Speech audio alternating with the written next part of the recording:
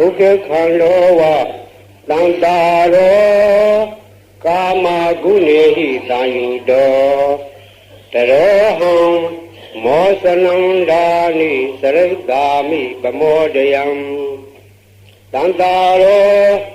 အဆုံးကိုလည်းမမြင်အစကိုလည်းမထင်ယင်းလေးကစုံမျိုးကြရတဲ့ဘုံလောကအန္တဝါဤတန်တရာကြီးဒီကကာမဂုဏေဟိငါးပြာအာယုံကာမဂုဏ်အရှုပ်တရားယုတ်တို့နှင့်တန်ယူတော်ဘေဘုံဘေဘဝမှာအစတ၍မဆုံးနိုင်တခိုင်တည်းခိုင်မြဲရှင်တွဲပေါင်းစားအကြောင်းမပြတ်သည်ဖြစ်၍ဒုက္ခခန္ဓာဝဒုက္ခဟူ၍မြုံဝဲမတမ်းချမ်းသာကင်းစေဆင်းရဲတုံဆင်းရဲကြည်အစစ်မှန်ဖြစ်၍နေတော့သည်ဒါလင်သည်ဒါနိဣဒါနိဖယားဆုံးမဩဝါဒကိုခန္ဓာသေးချာကောင်းစွာနာကြမှတ်သားရပြီးဖြစ်သောယခုလိုဤအခါမျိုး၌တတော်ထိုဒုက္ခပေါင်းနှောင်ရင်ကြီးအတွင်မှလွတ်ကင်းသည့်ပမာချမ်းမြေ့ကြည်လင်စွာစရိတ်သာမိကြောက်ရွံနှင့်နောက်တွန်လို့မစုံတမ်းအယိုးပဲကြည်ကြည်အရေးပဲခန့်ခန့်ယောက်ျားမြတ်တို့အားစွမ်းဖြင့်တကယ်တမ်းကြိုးပမ်းအားထုတ်ပါတော့အံတည်း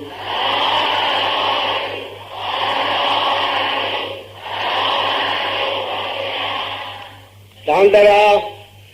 ရေရင်ကြောဝဲစုံမျောပြီးတော့နေကြတဲ့တတ္တဝါတို့မှာဆရာကောင်းတမကောင်းရှိ၍အမိကောင်းရ၍ချမ်းသာအောင်ကျင်လီတတ်ကြတော့တတ္တဝါများရှိကြတယ်ဆရာကောင်းတမကောင်းမရှိနေကောင်းမရ၍ဘဝရင်ဖြစ်တာနေရတယ်ဘယ်ပုံကျင်လီရမှမသိကြတော့တတ္တဝါတွေများစွာရှိတယ်မနုဿတ္တဘာဝဒုလဘလူရည်လို့ဖြစ်လာကြတော့လဲပဲလူပြင်းရောက်လာလို့လူဘဝ၌ဘယ်ပုံစံတည်ရမယ်ဘယ်ပုံခရီးသွားမယ်ငါဘဝဘယ်ပုံစံမွေးမြူမယ်ရှေခရီးဘယ်လိုဆက်မယ်ဆိုတာယာထားချက်မရှိဘူးဝေးလဲလဲနဲ့သူများနေတယ်လို့မနေတတ်သူများစားတယ်လို့မစားတတ်လူချင်းတူအောင်မနေတတ်ဘဝကျင်လူဟုနားမလဲကြတော့လောကသားတွေကအများဆုံးရှိတယ်။ဘာနဲ့တူလဲဆိုတော့မိုးကြရာဒီခါအထက်အညာဒေသမိုးတွေရွာတော့အေယာဝတီမြစ်ချင်းတွင်းမြစ်တောင်တွင်းမြစ်စစ်တောင်းမြစ်တို့မှာရေတွေစီးလို့လာကြတယ်။ရေထဲမှာတောတောင်ကန္တာရကတက်တုံးတွေမျောပြီးပါလာကြတယ်။ရောက်ချင်ရရောက်တင်ချင်ရတင်ကတ်ချင်ရကတ်မြို့ချင်ရမြို့လက်ချင်ရနဲ့ဖြစ်နေကြတဲ့ခဲ့လို့ဘဝတန်တရာခရီးသွားကြရောတတ္တဝါလို့လေထိုနည်းအတူပဲအမိတဟဲရှိဖို့လိုတဲ့လူလောကဆိုဒီကလူကောင်းသူကောင်းဆရာကောင်းတမကောင်းအမိကောင်းရတော့သူတို့ဟာဒီလိုမနေရဘူးဒီလိုမပြောရဘူးဘဝကိုဒီလိုတီးရတယ်ဒီလိုနေထိုင်ရတယ်ဆိုရက်နေထိုင်နေသင်ပြသူရှိရတယ်သင်ပြသူရှိ၍ထိုနည်းကိုယူမိ၍တောဒလာဒနေရသောသူတို့သည်မသေးမီလူတဝခရီးကိုသူ့ဖာသူသက်တောင့်သက်သာတင်းလီနေတတ်ကြတယ်ဒီလိုသက်တောင့်သက်သာမနေတတ်သောသူတို့သည်ဆင်းရဲပြီးဆုံးမဖြင့်လူချင်းမတူစိတ်ကလည်းဆင်းရဲကိုယ်ကလည်းဆင်းရဲပင်ပန်းပန်းဖြစ်ကြတယ်ထိုနည်းအတူတန်တရာခရီးမှာဒီတဲ့သာသေးတယ်ဒါကြောင့်မို့တန်တရာကြီးခရီးကျင်းနေကြတယ်ဆိုဒီမှာဒုသူငါအားလုံးမနုဿတ္တဘာဝဒုလဘလူရဲလို့ဖြစ်လာကြပြီဒီလူတွေဖြစ်လာကြခြင်းမှာဘယ်ဘဝကဘယ်ပဲဆိုတော့ကုသိုလ်ကောင်းမှုကြောင့်မှမသိဘူးမသိတော့လည်းပဲ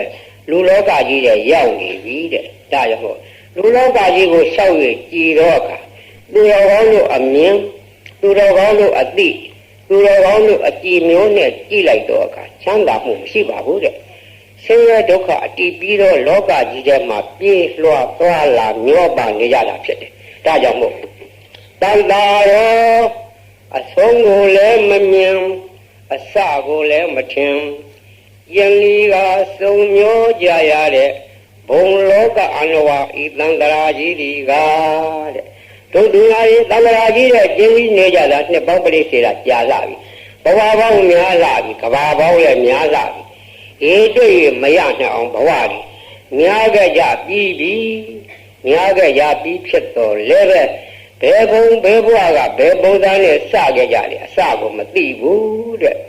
ဘယ်ဘုရားလက်ထက်ကစခဲ့တယ်ဘယ်ကဘာကစခဲ့တယ်စခဲ့မှအစကိုလှမ်းကြည့်မထင်ဘူးတဲ့ဒါကြောင့်မို့တန်တာရောအဆုံးကိုလည်းမမြင်အစကိုလည်းမထင်အဆုံးလှမ်းကြည့်လည်းဘယ်တော့ဆုံးမမသိမမြင်ဘူးအစကဘယ်လုံးကစတယ်အစမထင်ဘူးတဲ့အဆုံးကိုလည်းမမြင်အစကိုလည်းမထင်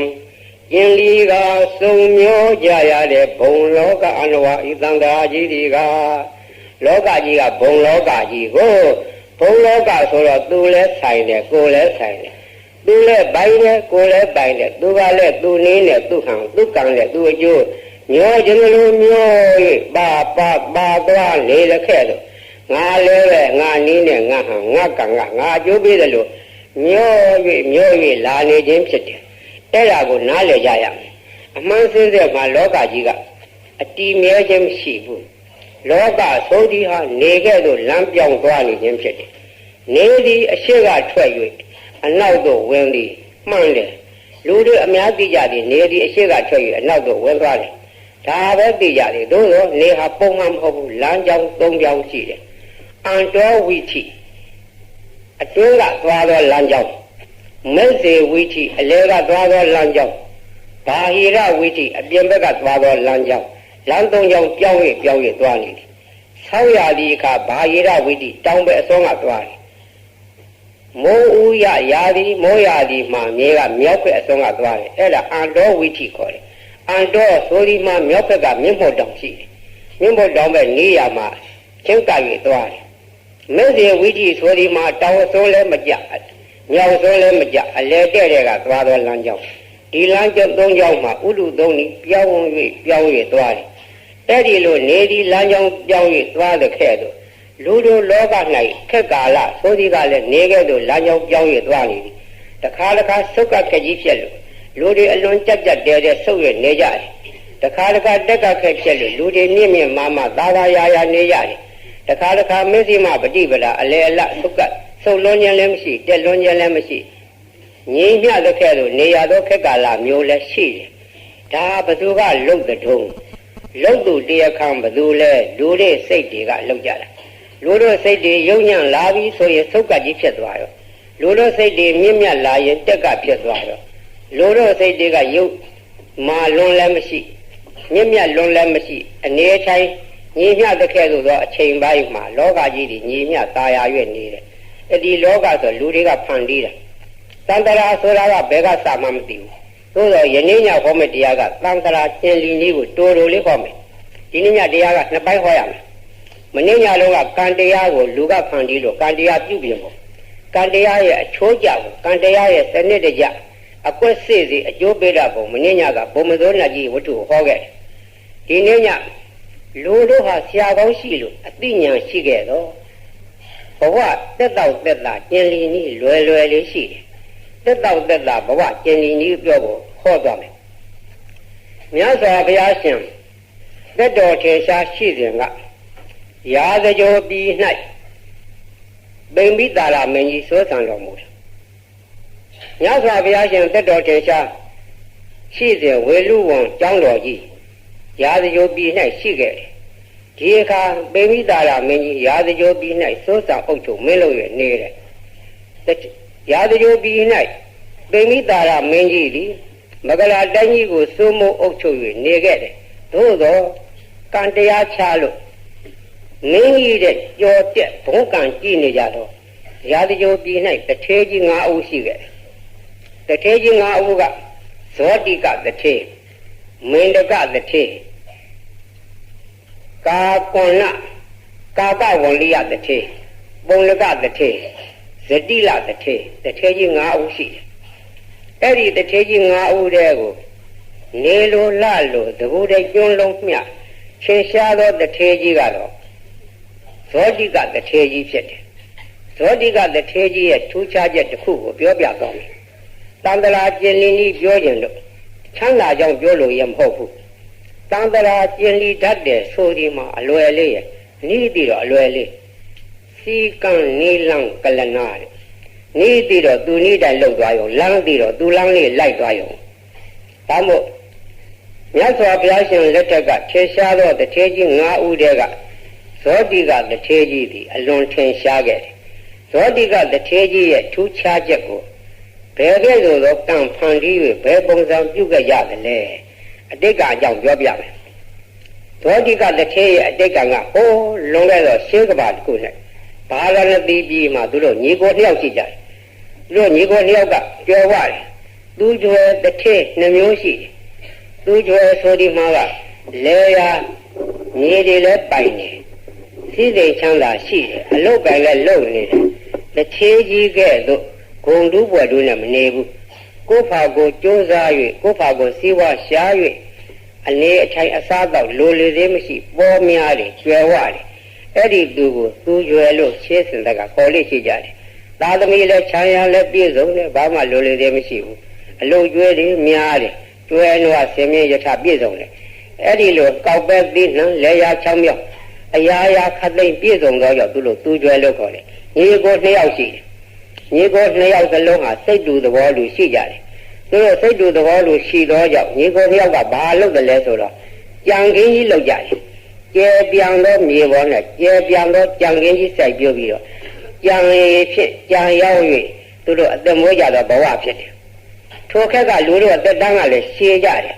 တက်တန်းရှည်တော့စိတ်နေစိတ်ထားတွေကလည်းမြင့်မြတ်ကြတယ်ယုံညံသောသူမရှိဘူးယုံညံသောသူမရှိဘူးဆိုဒီမှာသူများပစ္စည်းကိုလိုချင်လောဘစိတ်မရှိဘူးလိုချင်လောဘစိတ်မရှိသောကြောင့်ကြံခင်းကြီးစီးဆောင်ရမတားတော့လဲကြံတပင်မှဘယ်သူမှခိုးခြင်းခေါ်ခြင်းမရှိဘူး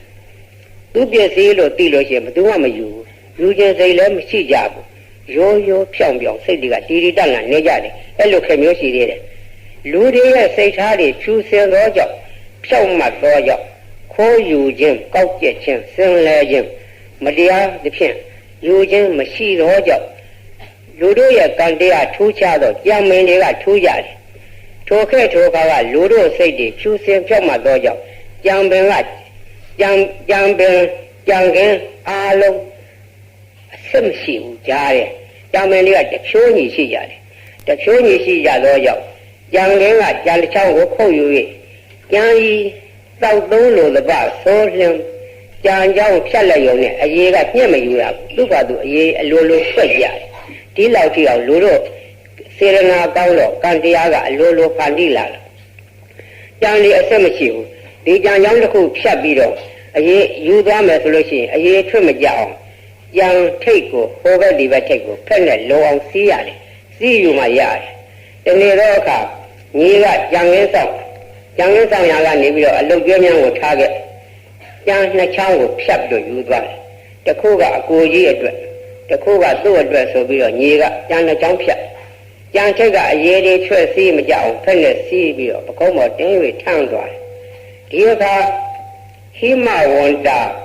ကန္ဓာမာရဏတောင်၌သတင်းသုံးနေထိုင်တဲ့ပိစိကဗုဒ္ဓအရှင်မြတ်တစ်ပါးက9ရက်တိုင်တိုင်နေရောလသမပဝင်စားတော်မူတယ်9ရက်တိုင်တိုင်နေရောလသမပဝင်စားရမှထလာတော့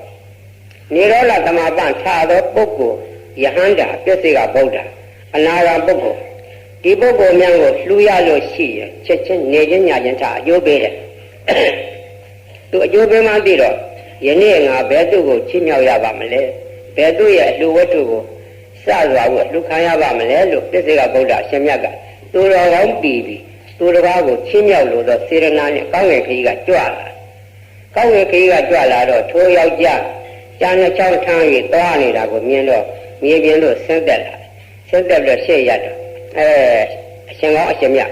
ကံကောင်းလို့တိုက်ဆိုင်ပြီးတွေ့ရပြီတွေ့ရတော့ကြောင့်ဒီအရှင်မြတ်ကိုလည်းငါလှူတော့မယ်လို့ရည်ရွယ်ပြီးတော့ကျန်တဲ့ချောင်းထိတ်ကဆေးထားတော့ထက်ကိုဖြုတ်လိုက်တယ်ဖြုတ်ပြီးတော့အရေးငှဲ့ပြီးတော့အရှင်ဘုရားဖုံးပေး30တော်မူပါလို့လှူတယ်ထိုပိစိကဗုဒ္ဓကသူ သူ့အတွက်လှူတော့ကြံကြောင်းမှကြံရည်ငှဲ့၍လှူဒီကိုကြံရည်ကိုမြတ်စွာသူရှိမှာပဲကြီးညိုပွဲဖြစ်အောင်သုံးဆောင်လာမို့လေသုံးဆောင်ပြီးတော့အကိုအတွက်ကြံတစ်ချောင်းကြံသေးတယ်အရှင်ဘုရားအခုတပည့်တော်အတွက်ကကြံကြောင်းမှအရင်မြသွန်တော်လည်းမကုန်သေးဘူးအဲ့ဒါလည်းကြံပါသေးတယ်အကိုကြီးအတွက်ယူလာခဲ့တော့ကြံကြောင်းလည်းရှိပါသေးတယ်ကြုံကြိုက်ခဲ့အရှင်ဘုရားတပည့်တော်ကတ်လူပြရတယ်လို့သူကဖွင့်တောင်းတယ်သစ္စာဗုဒ္ဓအရှင်မြတ်ကလည်းတပိတ်ကိုဖွင့်ပြီးတော့လူခံတယ်သစ္စာဗုဒ္ဓရဲ့အရှင်မြတ်တပိတ်ထဲသူ့အတွက်ကြံတော့ကြံကြောင်းမှကြံတော့အရေးများကိုလည်းထောင်ချလိုက်တော့အရေးတွေကဘွားကြီးတောက်တဲ့ကရေသွန်ချတဲ့ခဲလို့ကြံကြောင်းတွေကရေတွေရှားရည်တွေထွက်လာတယ်အကိုကြီးအတွက်ဖက်စီး၍ယူလာတော့ကြံကြောင်းကိုလည်းဖက်ဖြုတ်ပြီးသစ္စာဗုဒ္ဓအရှင်မြတ်ရဲ့တပိတ်ထဲကိုကြံကြောင်းထောင်လိုက်တော့အခါဘွားကြီးတောက်တဲ့ကရေသွန်ချတဲ့ခဲလို့ကြံရည်တွေကအလိုလိုစီးကြလာတယ်သစ္စာဗုဒ္ဓအရှင်မြတ်ကအလှခံပြီးတော့ကောင်းဝင်ခကြီးကကြွသွားတယ်ဟိမဝန္တာကန္တာမလနတောင်း၌သူနဲ့အတူသတင်းသုံး၍နေထိုင်ကြသောပစ္စကဗုဒ္ဓ900ရှိတယ်ပစ္စကဗုဒ္ဓ900ကိုဒီတပိတ်ထဲကကြာရည်တွေကိုပြှား၍အကုန်လုံးကတ်ထူလိုက်တယ်အဲ့ဒီကောင်းမှုကြောင့်သူတို့ညီနောင်မှာထူးခြားသောကုသိုလ်ကြီးရကြတယ်ထူးခြားသောအတူဒါနာကြီးပြုလိုက်ရတယ်မြေကအိမ်ရောက်တော့ကအကိုကြီးရဲ့ဒီနေ့တော့ကျွတ်တို့ကံကောင်းကြပြီလမ်းခရီးအကြအကိုကြီးအတွက်ရောကျွတ်တို့ညီနောင်အတွက်ကြာလက်ချောင်းကြီးယူခဲ့တယ်ပစ္စကဗုဒ္ဓအရှင်မြတ်နဲ့တွေ့ဆုံ၍ကြောင်မှကြံရည်များကိုထူထောင်ခဲ့ပြီးအကိုကြီးဝမ်းမြောက်ပြီးတော့အေးခွဲတော်လိုက်တယ်အလိုက်တိလိုက်လည်းရင်မင်းရောငါရောညီမြတော့ကုသိုလ်ရခဲ့ကြပြီလို့ညီကိုလျောက်ဝမ်းမြောက်၍နေကြတယ်ထိုဘဝ၌ထိုကုသိုလ်တစ်ခုရခဲ့တော့ကြောင့်ဒီဘဝမှာသုတေသောကနတ်ပြည်တို့ဖြစ်ကြတယ်နတ်ပြည်မှာနှစ်ကြာမြင့်စွာအချိန်ကြာကြာနေ၍လူပြည်ရောက်လာကြကြလဲလူပြည်ဖြစ်တိုင်းချမ်းသာတော့သူကြွယ်ဝတော့သူတစ်ထဲလူကျွဲကြီးတွေဖြစ်တယ်လူပြည်နဲ့နတ်ပြည်ဆုံး၍ဆန်း၍ဆုံး၍ဆန်း၍ဒီလိုကြီးတဲ့နေလာခဲ့တယ်ဆင်းရဲသောဘဝလို့မရှိဘူးထိုးတဘဝကတစ်ချက်ကောင်းသောကုသိုလ်ကြောင့်ဘဝဆက်တတ်ငရဲလည်းမကြဘူးတိတ်တာလည်းမဖြစ်ဘူးတိတဲ့ဆံလည်းမဖြစ်ဘူးတို့တော့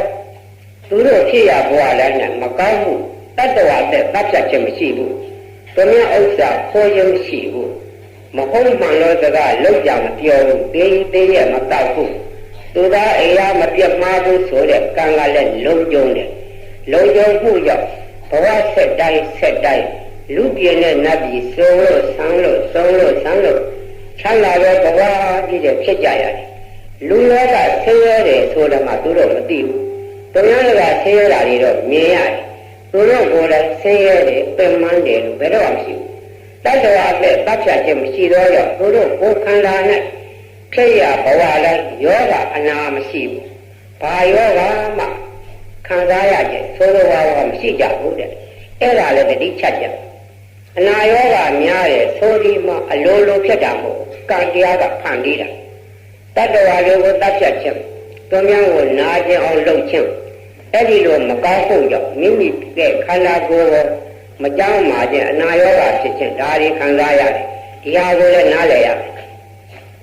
ထိုကုံတဲ့ညီနောင်တို့ဒီခုဝိပဿနာမြတ်စွာဘုရားဖွင့်တော့အခါဘာဝနတိပြည်၌တထေးညီနောင်ဖြစ်လာကြတယ်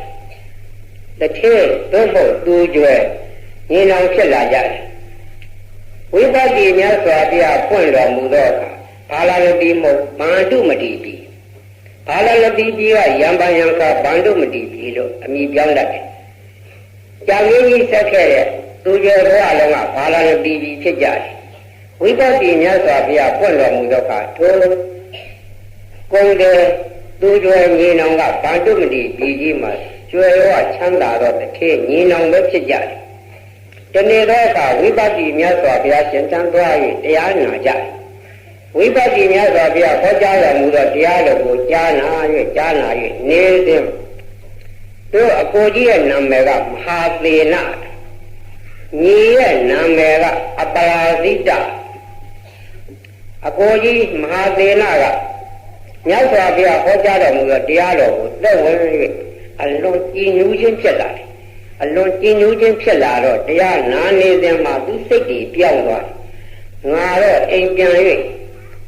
လူတို့နေနေမျိုးမနေလိုတော့ဘူးလူလောကသိုးသီးကဒုက္ခတဲများတယ်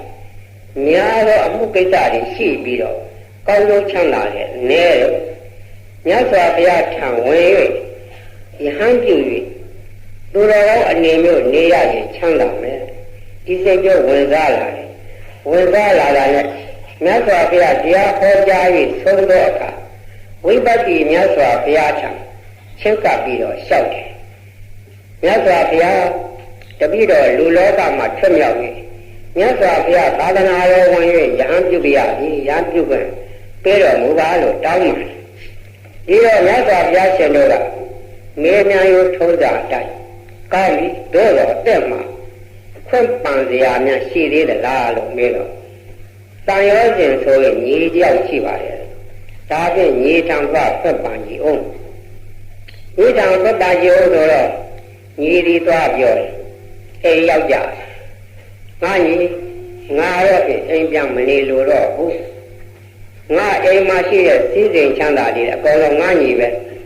စောင့်ရှောက်ထိမ့်သိမ့်သုံးဆွဲနေရပြီတော့ငါတော့လူလောကမှာထွက်မြောက်တော့မယ်ထွက်မြောက်ပြီးဘုရားထံသာသနာတော်ဝင်၍အခြားသောယဟန်ပုဂ္ဂိုလ်တို့ကဲ့သို့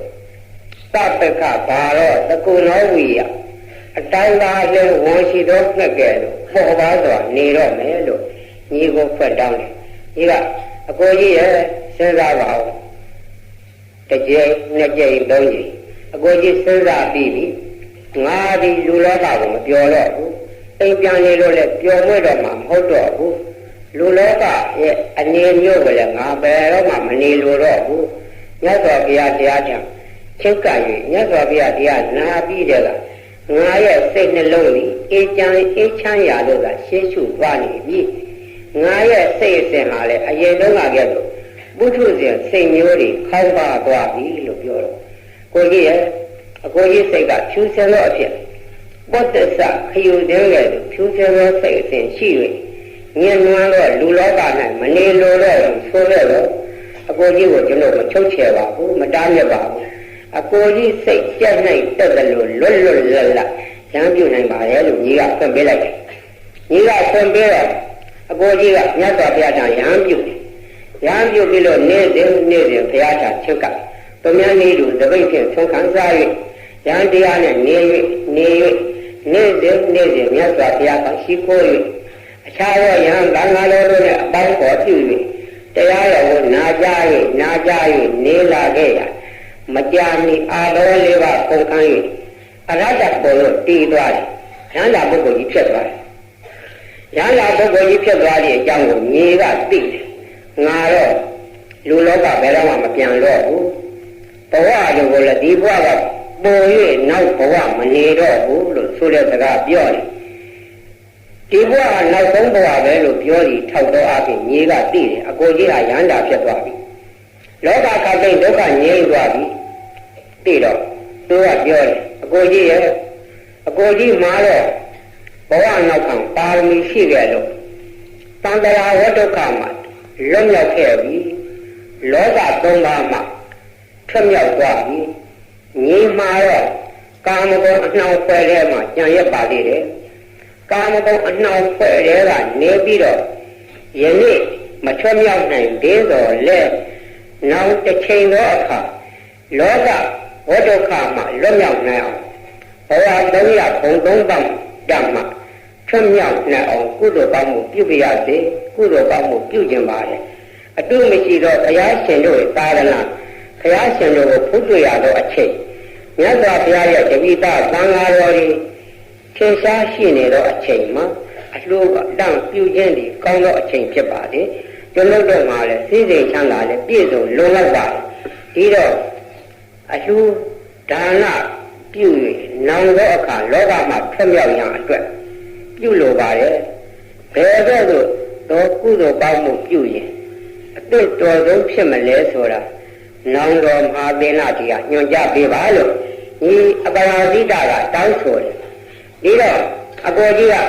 ယန္တာပုဂ္ဂိုလ်ကြီးဖြစ်နေဟုတ်ပြီလေငါညီလားငါတဲ့လို့ဒီဘဝယဟန်မပြုတ်နိုင်သေးတော့လည်းပဲသူတော်ကောင်းစိတ်ရှိတယ်တန်တရာကျင်ရအောင်မယ်တန်တရာခီးရှည်ကြီးဆက်ရအောင်မယ်ဒီနေ့တော့အခါတန်တရာခီးဆက်ရင်ပါဠိဓာတ်ခံကြောင့်လောက300ပုံ300မှာထွတ်မြောက်နိုင်တော့အဖြစ်ကိုကြောက်လို့လို့သူကလည်းကုသိုလ်ကောင်းမှုပြုကျင်တဲ့စိတ်ဆန္ဒရှိတယ်ဒီတော့ခွင့်ကောင်း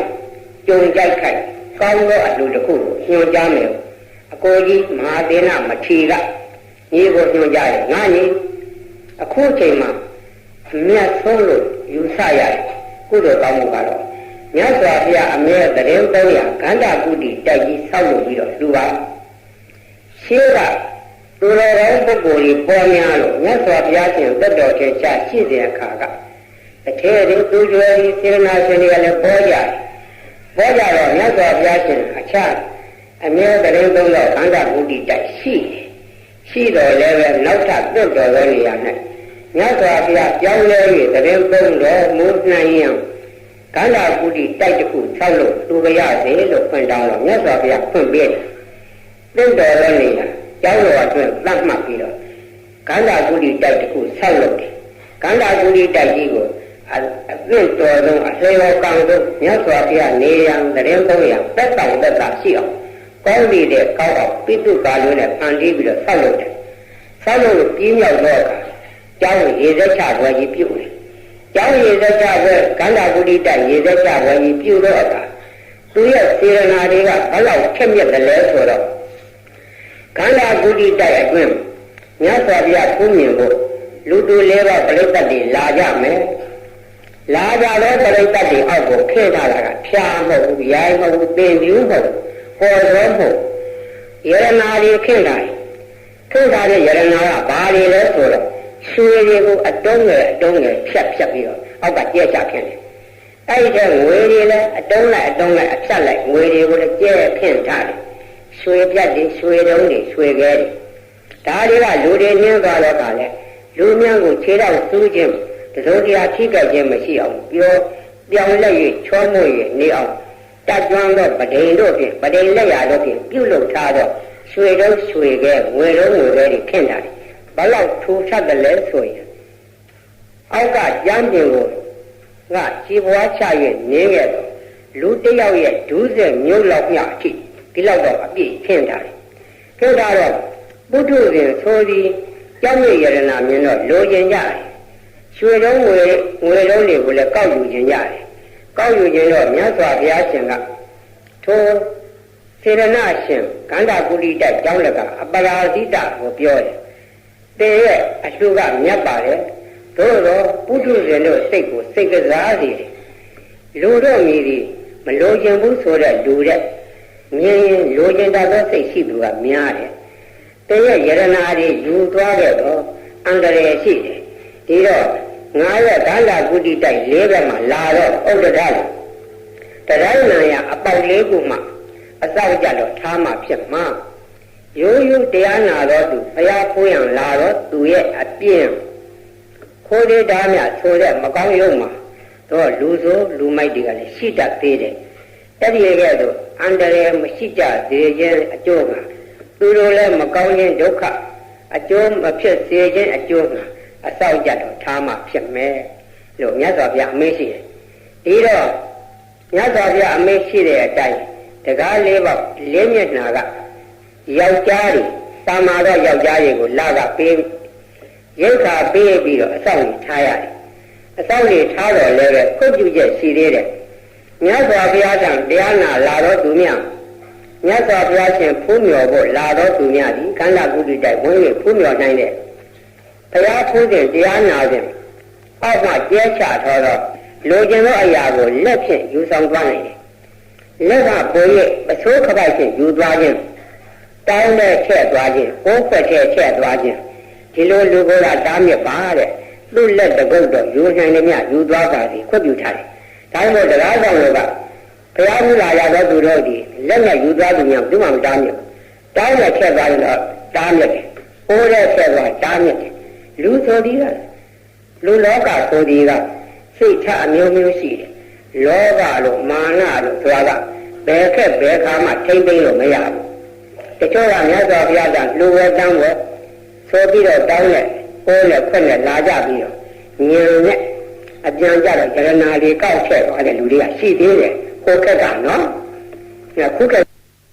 ညယူသွားပါပြီခွက်ပြထားတယ်ဒါမှမဟုတ်တရားဆောင်တို့ကဘုရားဘုရားရသောသူတို့ဒီလက်နဲ့ယူသွားသူများဘယ်သူမှမတားမြစ်တောင်းနဲ့ထည့်သွားရင်တော့တားမြစ်တယ်ပိုးတဲ့ထည့်သွားတားမြစ်တယ်လူဆိုဒီကလူလောကဆိုဒီက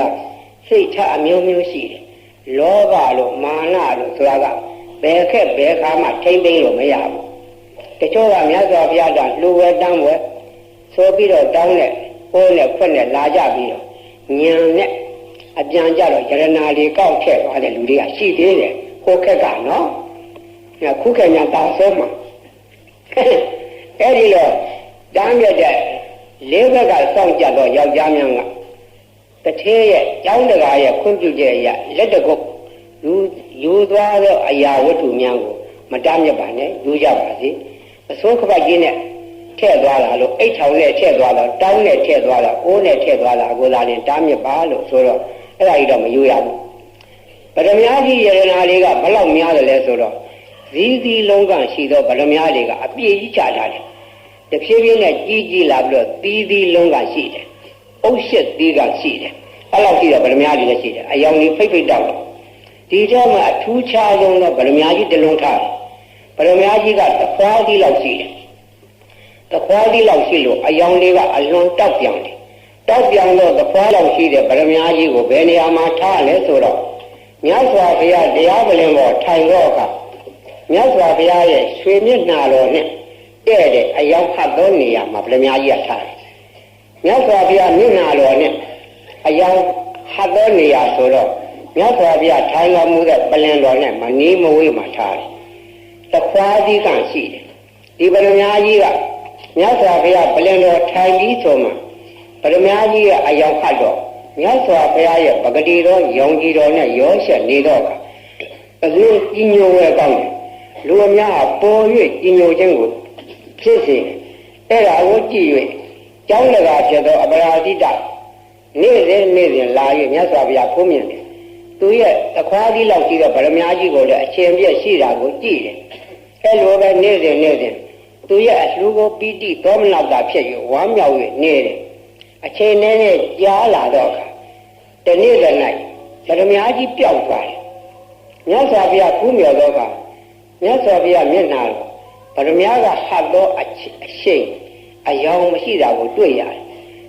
တော့သူချထားသောနေရာဗရမ ्या ကြီးရှာတော့တခွားသီးလုံးလောက်ရှိတော့ဗရမ ्या ကြီးရှာမတွေ့တော့ဒီဗရမ ्या ကြီးယူသွားတာကဘသူကယူသွားတယ်လေတခိုးပေါ်တယ်ခိုးသူကအခြားဟုတ်ပုံနာကြီးတယောက်ကခိုးသွားတယ်ပုံနာကြီးတယောက်ကသူကမိစ္ဆာဒိဋ္ဌိသို့တော့ဗရမ ्या ကြီးအကြောင်းသူသိတယ်သူများလည်းကဘုရားဖူးကြည့်အောင်ဆောင်ပြီးတော့ဗရမ ्या ငယ်တွေရွှေတုံးတွေငွေတုံးတွေယူနိုင်တယ်ဒါတွေယူကောင်းနဲ့များလာပြီ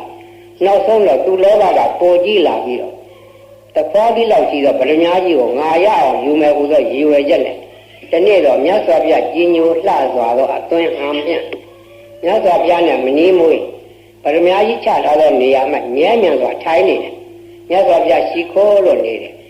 ရှိခိုးလို့ဥချ၍ကိုး၍နေတယ်အခြားသောတရားနာပရိသတ်တွေရှိတော့ကအင်းကြီးရနေတယ်ခြားသောပရိသတ်တွေချသွားတော့ကသူတယောက်တည်းကြမ်းနေရတယ်ကြမ်းနေရတော့ကမြတ်စွာဘုရားကိုကြီးညိုနေတော့အောင်ပြပတ်ဝန်းကျင်ရှင်းတော့ဝဲရအနားនេះမှာလူတယောက်မှမရှိတော့ကဗရမ ्या ကြီးကိုသုတ်ပြီးတော့ပစိုးကပိုက်ထဲထည့်သွားတယ်ဒါရှေ့ကပုံနာကြီးရဲ့ကိုနီနော်ဗရမ ्या ကြီးကိုပြောက်သွားတယ်ဘယ်ချိန်ဘသူယူရမှမသိဘူး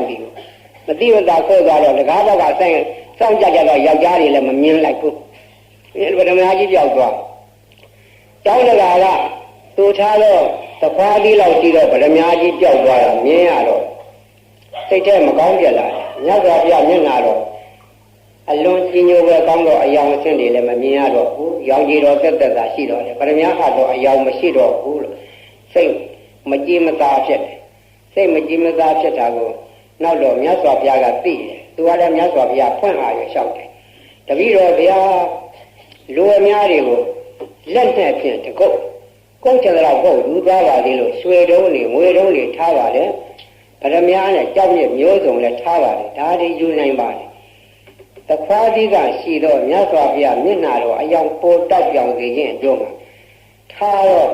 ဗရမ ्या ကြီးခိုးသွားလာတော့စိတ်မချမ်းသာဖြစ်ရပါတယ်လို့လျှောက်တော့မြတ်စွာဘုရားကဘယ်လိုမေးရှိလဲဆိုတော့ဇာယကသင်ပြီးရှေးခါကကုသိုလ်ကောင်းမှုပြုခဲ့ပြီမှန်ရဲ့သို့တော့ပြုသောကုသိုလ်တဲ့သင်ထူတောင်းရင်ဒိဋ္ဌံခြင်းမရှိဘူးတဲ့တည်းရဲ့ထူတောင်းဒိဋ္ဌံခြင်းတစ်ခုလိုလတ်နေမှုကြောင့်ဒီလိုဖြစ်ရတယ်လို့ပြောတယ်ထူတောင်းရတယ်ကုသိုလ်ကောင်းမှုပြုတော့ကထူတောင်းခြင်းနဲ့တော့ပြုရမယ်အဲ့ဒါမှတ်ထားကြကိုလိုသောဆုကိုတောင်းယူလို့ရတယ်ကောင်းသောဆုဖြစ်ရတယ်ထူတောင်းပါလို့မြတ်စွာဘုရားမိန့်တော့ဒါရင်ထူတောင်းပါမဲဆိုလို့ရှိရင်အခုပဲသင်ထူတောင်းပြီတော့လို့မြတ်စွာဘုရားကထူတောင်းလေးကိုသင်ပြတယ်သင်ပြတော့သူကထူတောင်းလိုက်တယ်တပည့်တော်ဘုရားယနေ့ကစ၍ဤကျောင်းတော်ကြီးတူရသောကောင်းမှုဗရမ ्या နှင့်တကွရွှေငွေရတနာကြောက်တံအမျိုးစုံလိုချင်သူလက်တကုပ်ဖြင့်ယူနိုင်တဲ့ဤကောင်းမှုတို့ကြောင့်ဖြစ်လျာဘဝနိဗ္ဗာန်ရသောဘဝတိုင်အောင်အကျွန်တို့ရယူထားသောစည်းစိမ်ချမ်းသာဟူသည်မြတ်မိသူတရုံတယောက်မြမယူနိုင်စေတည်းဒိဋ္ဌာနဲ့မယူနိုင်စေတည်းဆိုရမှာဆိုတဲ့စကားနည်းနည်းလိုနေသေးတယ်လိုနေသေးတော့မြတ်စွာဘုရားကသင်ပြတယ်ကျွန်တော်အလိုမရှိတော့မပေးတော့ဆိုတဲ့စကားထည့်အောင်မယ်ပေးလို့ရှိရင်ယူနိုင်ရမယ်ကျွန်တော်မပေးတော့ဥမာမှုသည်မြတ်မိစ္ဆာချင်းမြင်ကစ၍မိစ္ဆာချင်းမြင်ဆိုဒီမှာတပည့်အနာတတ်ထားသောအမိတ်မျိုးစောင်းအနာတတ်ထားသောအမိတ်မျိုးကိုပြောတယ်အဲ့ဒီလိုမိစ္ဆာချင်းမြင်တမြင်မြတ်ကျွန်တော်ကခွင့်မပေးပဲမြည်သူတစုံတယောက်မြတ်ယူခြင်းကမစွန့်နိုင်စေသတိဒိဋ္ဌံလေအဲ့ဒီကဒိဋ္ဌံနဲ့ထူတောင်းခြင်းပြုလိုက်တယ်အဲ့ဒီထူတောင်းရောက်သောတိကတထေကြီးထူခြားချက်ပြောမယ်အဲ့ဒီအကြောင်းကိုနောက်ဆက်မယ်နော်အခုကြားပြကိုယ်ပိုင်တရားလေးရှိကိုကြားဖြတ်လိုက်အောင်မယ်မေတ္တာတရားဘုန်းကြီးကလောကကြီးမေတ္တာနဲ့နေတာမေတ္တာဖြင့်အုပ်ချုပ်မှဘုန်းကြီးကြံရွယ်ချက်ရှိတယ်မြန်မာပြည်ဒီရဟန်းတန်ဃာတို့ဒီထင်ရှားထင်မြတ်သောပုဂ္ဂိုလ်ကြီးတွေအဆက်ဆက်ကဲ့ဆက်ကြော်ကြထင်ရှားလာခဲ့ကြတယ်ထင်ရှားလာခဲ့ကြောင့်ပုဂ္ဂိုလ်ကြီးတို့ဒီပါရမီထူးကြတယ်ပါရမီထူးကြသောကြောင့်ရှင်းခက်ကတည်းကထင်ရှားသောပုဂ္ဂိုလ်ကြီးတို့ဒီပါရမီရှင်တွေရှိကြတယ်ပါရမီရှင်တွေကလူလောကကြီးကိုစောင့်ရှောက်သွားကြတယ်ကမ္မထမ်းတွေပေါ့ရရဟန်းလာဖြစ်သွားသောပုဂ္ဂိုလ်တွေရှိကြတယ်ရှေးကလေဒီဆရာတော်ဘေးမဲ့ဆရာတော်စသည်ဖြင့်အသီးသီးမန္လေးဆရာတော်ထိုနည်းတို့အလားတူဆရာတော်များစွာမြန်မာပြည်မှာပေါ်ပေါက်သွားကြတယ်ဒုက္ခနဲ့ဒုက္ခလူလောကကောင်းကျိုးပြုကြတယ်သူနည်းနဲ့ဒုက္ခပြုသွားကြတယ်တရားဟောလို့ပြုကြတယ်မြန်မာပြည်မှာမကြသေးမီတော့လက်လန်းမြေအချိန်ကစရင်မိုးကုတ်ဆရာတော်ဘုရားကြီးပဋိစ္စသမုပ္ပါဒ်ဟောကြားလို့လောကကြီးပြုပြင်သွားတယ်မဟာစီဆရာတော်သူနည်းနဲ့ဒုက္ခတတိပဋ္ဌာန်တရားဟောကြားရသွားတယ်ထိုနည်းတူအလားတူအခြားသောဆရာတော်လေးအများကြီးရှိကြတယ်ဘုန်းကြီးကတော့သူများမယူလို့သောနေရာကယူတတ်သောပုဂ္ဂိုလ်ဖြစ်တယ်ဥပမာမြန်မာပြည်မြေပြန့်၌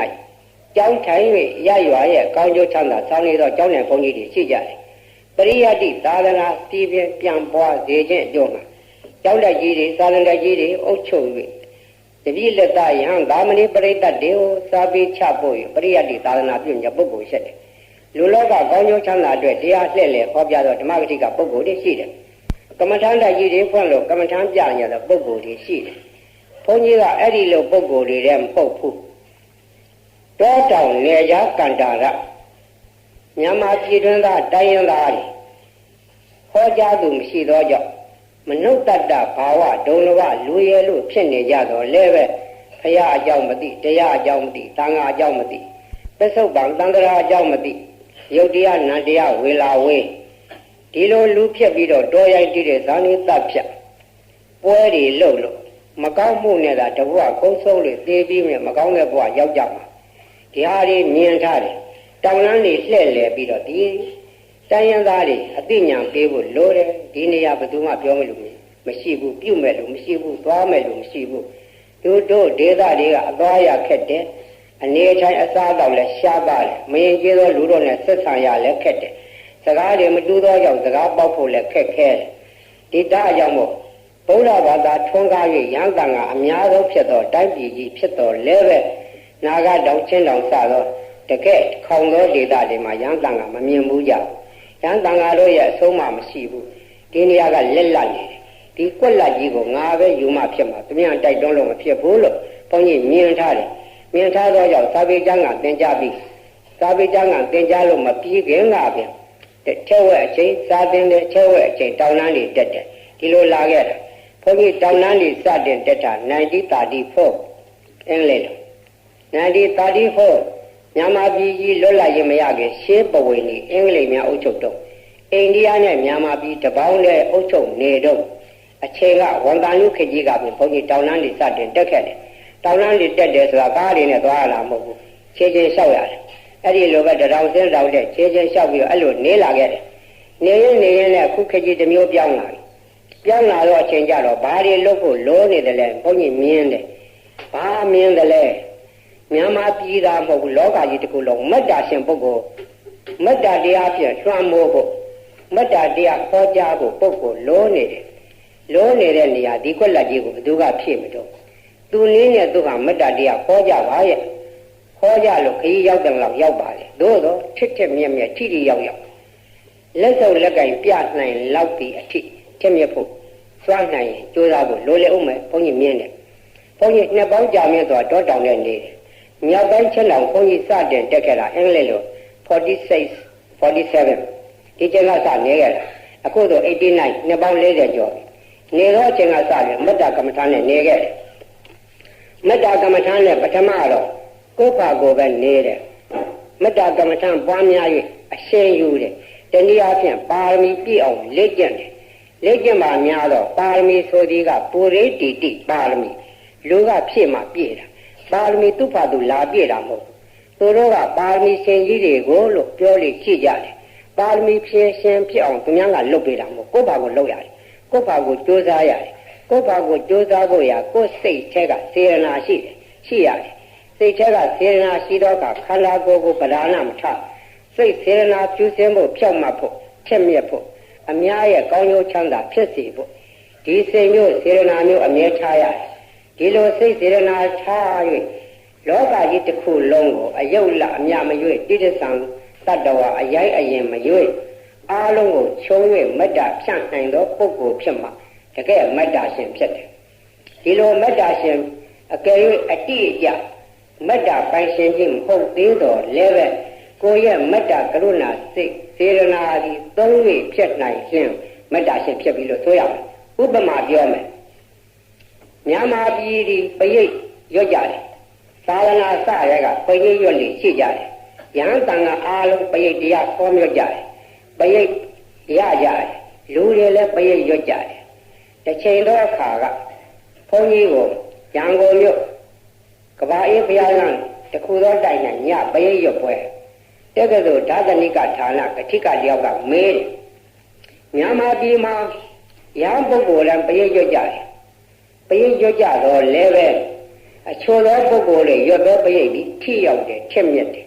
အချို့သောပုဂ္ဂိုလ်တွေရွတ်သောပရိတ်ဒီထူးခြားမှုမရှိဘူးတဲ့လို့ထင်ရပါလေတဲ့အဲ့ဒါဘယ်လိုဖြစ်နေတာလဲပရိတ်ကထူးသလားပုဂ္ဂိုလ်ကထူးသလားလို့ဘုန်းကြီးကမေးတယ်ဘုန်းကြီးအဖြေကိုသိရအောင်သူအဖြေကအတန်ဖန်းဆက်ချထားတယ်ဘုန်းကြီးအဖြေကစေရနာထူးတယ်လို့ဖြေလိုက်တယ်စိတ်ရင်စေရနာတကယ်ထိရောက်စေလို့တော့ကရုဏာစေရနာမေတ္တာစေရနာထူးတယ်ကရုဏာနဲ့မေတ္တာစေရနာထင်ရှားထက်မြက်အောင်မြင်သောပုဂ္ဂိုလ်ရွတ်သောပရိတ်ကြီးပရိတ်ချင်းတူတော်လည်းမတူပိုးနဲ့ထူးခြားတယ်ထက်မြက်တယ်အဲ့ဒါကိုကြောင့်မို့စေရနာထူးတယ်လို့ပြောတယ်ဥပမာတစ်ခုပြောကြစို့ဆိုရင်မိုးရွာစေလို့မိုးခေါင်နေ၍မိုးရွာအောင်မိုးတရိပ်ကိုရွတ်ကြမယ်ဆိုရင်မိုးတရိပ်ရသောပုဂ္ဂိုလ်တိုင်းရွတ်နိုင်တယ်ပရိတ်မရတော့လည်းပဲစာကြည့်ရွတ်နိုင်တယ်ရွတ်တိုင်းမိုးရွာသလားအဲ့ဒီအဖြစ်ပြောတယ်ဘုန်းကြီးဘယ်နေရာကမိုးခေါင်နေလို့မိုးရွာအောင်ဆရာတော်ကြီးမိုးပြေရွတ်ပေးပါလို့တောင်းပန်တယ်ဆိုတော့အဲ့ဒီလိုဘုန်းကြီးဆောင်ရွက်ခဲ့တာများလာ ရတယ်ပထမစတော့ချက်တော်ကြီးမိုးဆောင်လို့ဘုန်းကြီးမနိဘူးအာတန်ခီးထွက်ရပြန်လာတော့ကဝါဒေါလာရောက်အောင်ချက်တော်မှာမိုးမရွာတော့ချင်းနေပြောင်းမှုစိုက်ကြတာအကျဉ်းချင်းမျိုးစီတွေဆုံးနေမိုးမရွာသူတို့ကချင်းထိုးတံတိုင်းတာဆုံးဆိုတဲ့ရွာကလူတွေစုပေါင်း9လောက်ကြီးတကောင်ဝဲမိုးနာတင်ကြမယ်မိုးနာတင်တယ်ဆို9လောက်ကိုတတ်9လောက်ကြီးတတ်ပြီးတော့မိုးနာတင်ကြမယ်လုပ်နေတဲ့အကြောင်းနေကံဝန်တော့ဥပိုးလင်းကဘုန်းကြီးထံလာလျှောက်တယ်ဘုန်းကြီးကတတ္တဝါတတ်တာမကြိုက်ဘူးတတ္တဝါတတ်ပြခြင်းကိုအလုံးမလိုလားဆုံးသနာကရုဏာစိတ်ကြီးတဲ့ဘဝတော့နွားတကောင်တတ်ဖို့ခြိထားတယ်မကြည့်နိုင်ဘူးကြောက်တတ်ဖို့ခြိထားတာလည်းမကြည့်နိုင်ဘူးကျက်တဲ့ဖက်တွေကိုကျိုးချောက်ကျိုးတွေချီတိုးလို့ပြောလဲပြောတာလည်းမကြည့်ရနိုင်အဲ့လောက်ကြောက်ကရုဏာစိတ်ကြီးဒါကြောင့်မို့နွားလောက်ကြီးမတတ်ပါစေနဲ့ခွန်လေးရဲ့စိုက်တာပါပြောတော့ဝန်တော့အမိန့်နဲ့စိုက်တာလို့ရတယ်ခွန်လေးရဲ့အတွင်းဘုန်းကြီးမိုးရွာအောင်လုပ်ပါမယ်ခွန်လေးရဲ့ပြည့်လို့မှမိုးမရွာမှသာသူတို့သဘောတိုင်းလို့ခွင့်ပြုချက်လည်းထားပါလို့ပြောလိုက်တယ်ဒီတော့ဝန်တော့ကတားမြစ်ထားတယ်ဘုန်းကြီးကပြောပြီးတဲ့ချိန်ကစပြီးဘုန်းကြီးတပည့်လက်ကကိုရမြန်းနဲ့သစ္စာဒိဋ္ဌံပြီးတော့မိုးရွာစေရမိုးပေရွတ်တယ်မိုးပေရွတ်တယ်ဆိုဒီမှာပထမသစ္စာဒိဋ္ဌံရတယ်ပြီးတော့ပဝန်းကျင်လောကကြီးကိုမေတ္တာနဲ့ကရုဏာဖြန့်ရတယ်မိုးကိုရွာစေတော့တဲ့မိုးနာခေါ်တဲ့ပစ္စုံနတ်နဲ့ဝလာဟကနတ်တို့ကိုမေတ္တာပို့ရတယ်မေတ္တာပို့ပြီးတော့သူတို့ကိုကူညီပါလို့ဆိုတဲ့စကားဆိုရတယ်အဲ့ဒါမိုးရွာစေရဲ့အကြောင်းရှေ့ကပြုရတော့ပရိက္ခမယ်အဲ့လိုပြုပြီးတော့ကမိုးပေရွရတယ်မိုးပိယိတ်ဆိုတာငရံမင်းပိစရိယာပိဋကပါဠိတော်၌လာတော့ငရံမင်းပိယိတ်ခေါ်တယ်ဒီပိယိတ်ပါပဲအဲ့ဒီပိယိတ်ကိုဘုန်းကြီးက9ခေါက်ရတယ်9ခေါက်ရောက်သက်သာဒိဋ္ဌံပထမမနေ့ပိုင်းရွတ်ကြတယ်မိုးမရွာနေရောစားပြီးတစ်ချိန်တပည့်များနဲ့သူပေါင်းသက်သာဒိဋ္ဌံမိုးပိယိတ်ကိုတစ်ချိန်ရောက်တယ်ရွတ်တော့ကမိုးပိရွတ်နေတော့အဆက်ပိရွတ်နေစေမှာပဲချက်တော့ကိုးနေတော့နေတဲ့ကမိုးလာကြီးတွေဘုန်းကြီးတို့ကြောက်ခေါင်မိုးတော့ကြာတော့မိုးတော့ခေါက်နေမိုးကြီးကြာမိုးရွာပြီတော့မများမရွာဘူးနည်းနည်းရွာပြီးရပ်သွားတယ်ကာညတဲ့ချိန်ဘုရားဝတ်တက်ပြီးတခါရွတ်တယ်သစ္စာဒိဋ္ဌံပြီးကျော်တော့ကမိုးသေးလေးလေးရွာတယ်ခွဲနောက်ကိုရွာအောင်လုပ်လို့ရတယ်ဆိုတာလက်တွေ့စမ်းသပ်တကယ်ကိုပြတ်သွားတယ်နောက်တော့မိုးရွာစေခြင်းတော့အခါတိုင်းအဖော်ပေါက်မလို့ဘုန်းကြီးတစ်ပါးတဲ့မိုးပြေကိုသစ္စာဒိဋ္ဌံရွတ်တန်းရွာတယ်အချိန်မရွေးရွာတယ်နွေရာသီကြီးမိုးရွာသေးခြင်းနဲ့ရွာအောင်လုပ်လို့ရတယ်နွေရာသီကြီးလုံးရအကြောင်းကချင်းတောင်ကချင်းနေနွေရာသီရောက်ပြီဆိုလို့ရှိရင်တဘောတွဲလာသန်းကစပြီးတော့တောတွေမိရှို့ကြတယ်လူမိုက်တွေမိရှို့ပြီးတော့ကတောကောင်တွေကမိကြောက်လို့ဟိုပြည့်ဒီပြေးတဲ့ကတောကောင်တွေပြေးလာတဲ့နေရာကတနတ်တွေနဲ့ချောင်းပြတ်တတ်တယ်အဲ့လိုလောက်ကြတော့တောကြီးတော်ရောတောင်လုံးမိဟုံးဖို့တောင်ချင်းတောင်ကြီးတဲ့တဖြည်းဖြည်းနဲ့မိလောင်လုံးအားကြီးလို့6ခန့်နေဒီတော့တောမီးတွေဒုက္ခပေးတာကြောင့်မရှိကြပါနဲ့လို့တားမြက်လို့မရဘူးတက်တော်ကတားမြက်တယ်ဆမ်းမုတ်တွေဆွဲထားတယ်တောမီးမရှိရတော့ဆွဲထားတဲ့ဆမ်းမုတ်ကစမီးရှို့တယ်တားမရဘူးဒီတော့ဘယ်လိုလုပ်ကောင်းမလဲလို့ဆိုတဲ့အကြံဘုန်းကြီးသွားရလာရင်ကြည်ရင်မြင်လာတယ်ဒီလူတွေမိုင်မဲတော့လူတွေတားမြက်လို့တော့ရမှာမဟုတ်ဘူးမိုးတော်မီရှို့လို့မရနိုင်တော့နီးစမ်းကြည့်မယ်မအောင်လဲရောကြီးပေးရတာမှလို့ဆိုပြီးတော့တဘောတည်းလာကန်းကစပြီးတော့ဘုန်းကြီးကသစ္စာဒိဋ္ဌံပြီးတော့မိုးပြေရွတ်တယ်မိုးပြေရွတ်တဲ့ကမိုးဆွတ်ဖြန်းရွာတယ်မကြရွာတယ်ရွာတော့မြစ်တက်ပင်လေးမချောက်နိုင်ကောင်းစွာမချောက်သေးခင်ကမြစ်တွေကပြန်ဆင်းပြီးတော့လာကြတယ်မြစ်နုတွေပေါက်ကြတယ်မိုးကဆက်ခါရွာတယ်မိုးလေးရွာတဲ့ကဲလို့လည်းတစ်ဆက်ကြီးလည်းမရွာဘူးဆက်ခါရွာတော့တောတွေမီးရှို့တော့လေတနေရာလေးတစ်ခွက်လောက်ကလေးလောင်တယ်ဆက်တက်ကြီးမလောင်တော့နောက်တော့အဲ့ဒီနည်းနဲ့ကတပေါင်းလာကြတော့ပေါ်လျှောက်လာတဲ့အချိန်မိုးပြေဆက်ခါရွတ်တယ်မိုးကောင်းရွာတယ်တပေါင်းလာမိုးတွေဆွေးတယ်တကူလာမိုးတွေဆွေးတယ်မိုးဆွေအောင်ကိုရွာတော့ဒီတော့ရွာရီကြီးဖြစ်တော့လဲငါမိုးရွာစေခြင်းလို့ရှိရင်ရွာနိုင်တယ်ဆိုတာပိုင်နိုင်တယ်ပြီလာတယ်မပြက်ကတော့က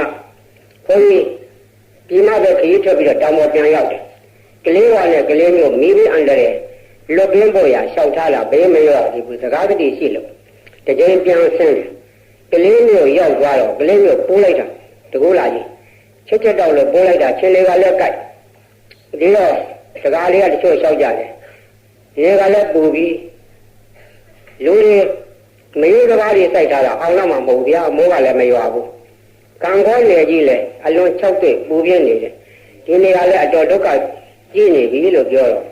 ့မင်းတို့မိုးရွာစီခြင်းကြသလားလို့မေးတော့ရွာစီခြင်းလာဖို့ဘုရားခုချိန်ပါလို့ရှိရင်မယိုးတစ်ပါးလည်းအောင်မယ်နွားသာပြောတာတွေလည်းပေါ်များလာမယ်မိအန္တရာယ်လည်းသိချရမယ်လို့ဆိုတော့ကောင်းပြီရွာစီခြင်းဒီနေ့ညကစရွာစီမယ်လို့ဘုရားသစ္စာဒိဋ္ဌာပြီးတော့မိုးရွာစီတယ်အဲ့ဒီညနေကစပြီးတော့မိုးတွေမိုးမောင်ကြီးကြရွာလာပဲနောက်ရက်တည်းကျဆက်တက်ကြီးတခါလဲမိုးတွေချင်းချင်းရွာလိုက်တာအဲ့ဒီနေရစ်တနေလို့ရွာလိုက်တယ်မို့နေရောညရောဆက်တက်ကြီးရွာတော့ပတ်ဝန်းကျင်လောကကြီးကြည့်ရတာနေရာကြီးဆိုမေ့သွားမင်းတို့တတိယမိုးဆိုသံမိုးမိုးတွေတော့မြင်ဖို့ကြတယ်တကူလာမိုးတွေလို့ကြားဖို့ကြတယ်အခုလည်းတွေ့ပြီဖြစ်ရတယ်တကူလာမိုးဆိုရင်တကူလာဆွဲလိုက်တဲ့မိုးနေရာကြီးလုံးဝမိတ်မိုးရင်းကြီးလိုပဲ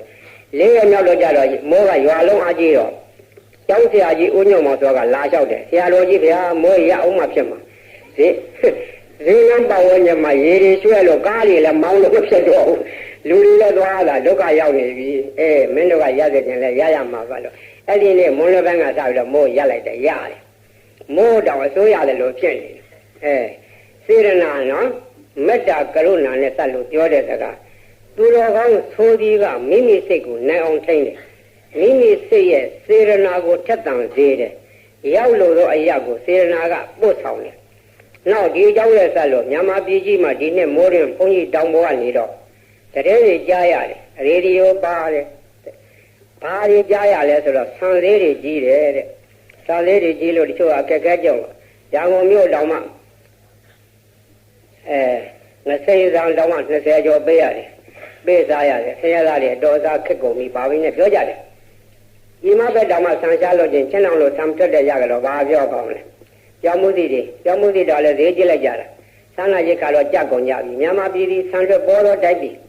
ကောက်ပဲသီးနှံဖြင့်အသက်မွေးတော့တိုက်ပြီဖြစ်တယ်တောင်သူလယ်သမားနိုင်ငံဖြစ်တယ်ဘာအရေးကြီးတယ်လို့မိုးမှန်ဖို့လိုတယ်မိုးလုံလောက်အောင်ရွာရမယ်မိုးဦးမိုးနှောက်မိုးလေမိုးသုံးပါညီလို့ရှိရင်မြန်မာပြည်ဒီဘယ်တော့မှမဆင်းရဲဘူးဆန်းသေးတွေကြီးတယ်စဘာဆိုင်ပြောရောင်းတဲ့လယ်သမားတွေကဆန်းသေးကိုများများရအောင်ဈေးကြီးရောင်းတယ်ထရောင်းပါစေအထက်ကပဲပြောင်းနှမ်းဝါစိုက်ပြိုးတော့မြေလပိုင်းအညာပိုင်းဒေသတွေကနှမ်းတွေများများရမယ်ပဲတွေများများရမယ်စီတွေများများတက်တော့ကစီကလည်းစာလေးကြီးတယ်လို့သူကလည်းခက်ကြီးလေးရောင်းလိုက်ပြီးတာသူကလည်းသူဇေယဖြစ်ကြရောဆံလေးကြီးတော့စီသေးကြီးတာပေါ့အဲ့ဒါကိုဘွဲနိုင်လေသူကတော့နောက်တော့ဆံလေးကြတော့စီသေးကလည်းကြမှာပဲကောက်ပဲပြင်းထန်လေးလုံလောက်အောင်ရလို့မိုးသုံးပါငင်းလို့ရှိရင်မြန်မာပြည်ဒီတပြည်လုံးဝိရိယသမားတွေဖြစ်တယ်ကိုယ်ချင်းနဲ့ကိုယ်ကောက်ပဲပြင်းထန်လှုပ်လို့ကိုယ်တောင်းရင်ကိုယ်လဲနဲ့ရားနဲ့ဥယျာဉ်ချမ်းနဲ့ပျော်မွေ့နေခဲ့ကြတော့လူမျိုးတွေဖြစ်တယ်မိုးကမှန်ပေးပြီးမြန်မာပြည်ဘယ်တော့မှမဆင်းရဲဘူးဒီတော့ဆံလေးမကြည့်အောင်ဘုန်းကြီးကဘာလုပ်လဲမိုးတွေဖြန့်လွတ်တယ်ဖြန့်လွတ်တဲ့တည်းလည်းနားထောင်တယ်ဘယ်နေမှာမိုးခေါင်နေတယ်ဘယ်နေမှာမိုးခေါင်နေတယ်တချို့ကလည်းစားလေးလာတယ်ဘုန်းကြီးချင်းပေးကြတယ်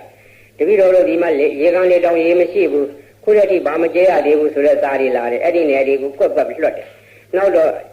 အညီအမျှဖြစ်အောင်အကုန်လုံးဖြန့်လွတ်တယ်တနေရာမှာရေတွေကြီးတယ်ဘယ်မှာရေကြီးတယ်ကြားတော့အဲ့ဒီတော့မိုးတွေလျှော့အောင်မှအဲ့ဒီအောင်မိုးတွေများနေအလကမြစ်တွေချောင်းတွေရေတွေကြီးတယ်မြကန်းကနေကြတော့မြို့ရွာတွေဆင်းရဲဒုက္ခများမယ်ဘာမှကျေးဇူးမရှိဘူးဆိုရေကိုညီမျှအောင်မိုးညီမျှအောင်ဖြန့်လွတ်တယ်စွန့်ကြည့်တယ်မရလဲရော်ရေးပေးရတာမှလို့အဲ့ဒီလောက်တာဒီနဲ့မိုးညီမျှဆုံးပဲလေနားထောင်ကြည့်ဟုတ်ကြသလားမရွာရောနေရလို့မရှိဘူးအကုန်လုံးမိုးကောင်းတယ်ရေကန်လေးလည်းရှိတယ်အညာပိုင်းဒေသတွေလုံနိုင်တယ်ဒါလောကကြီးကောင်းကျိုးချမ်းသာတယ်ပုဂ္ဂိုလ်ကြီးတွေက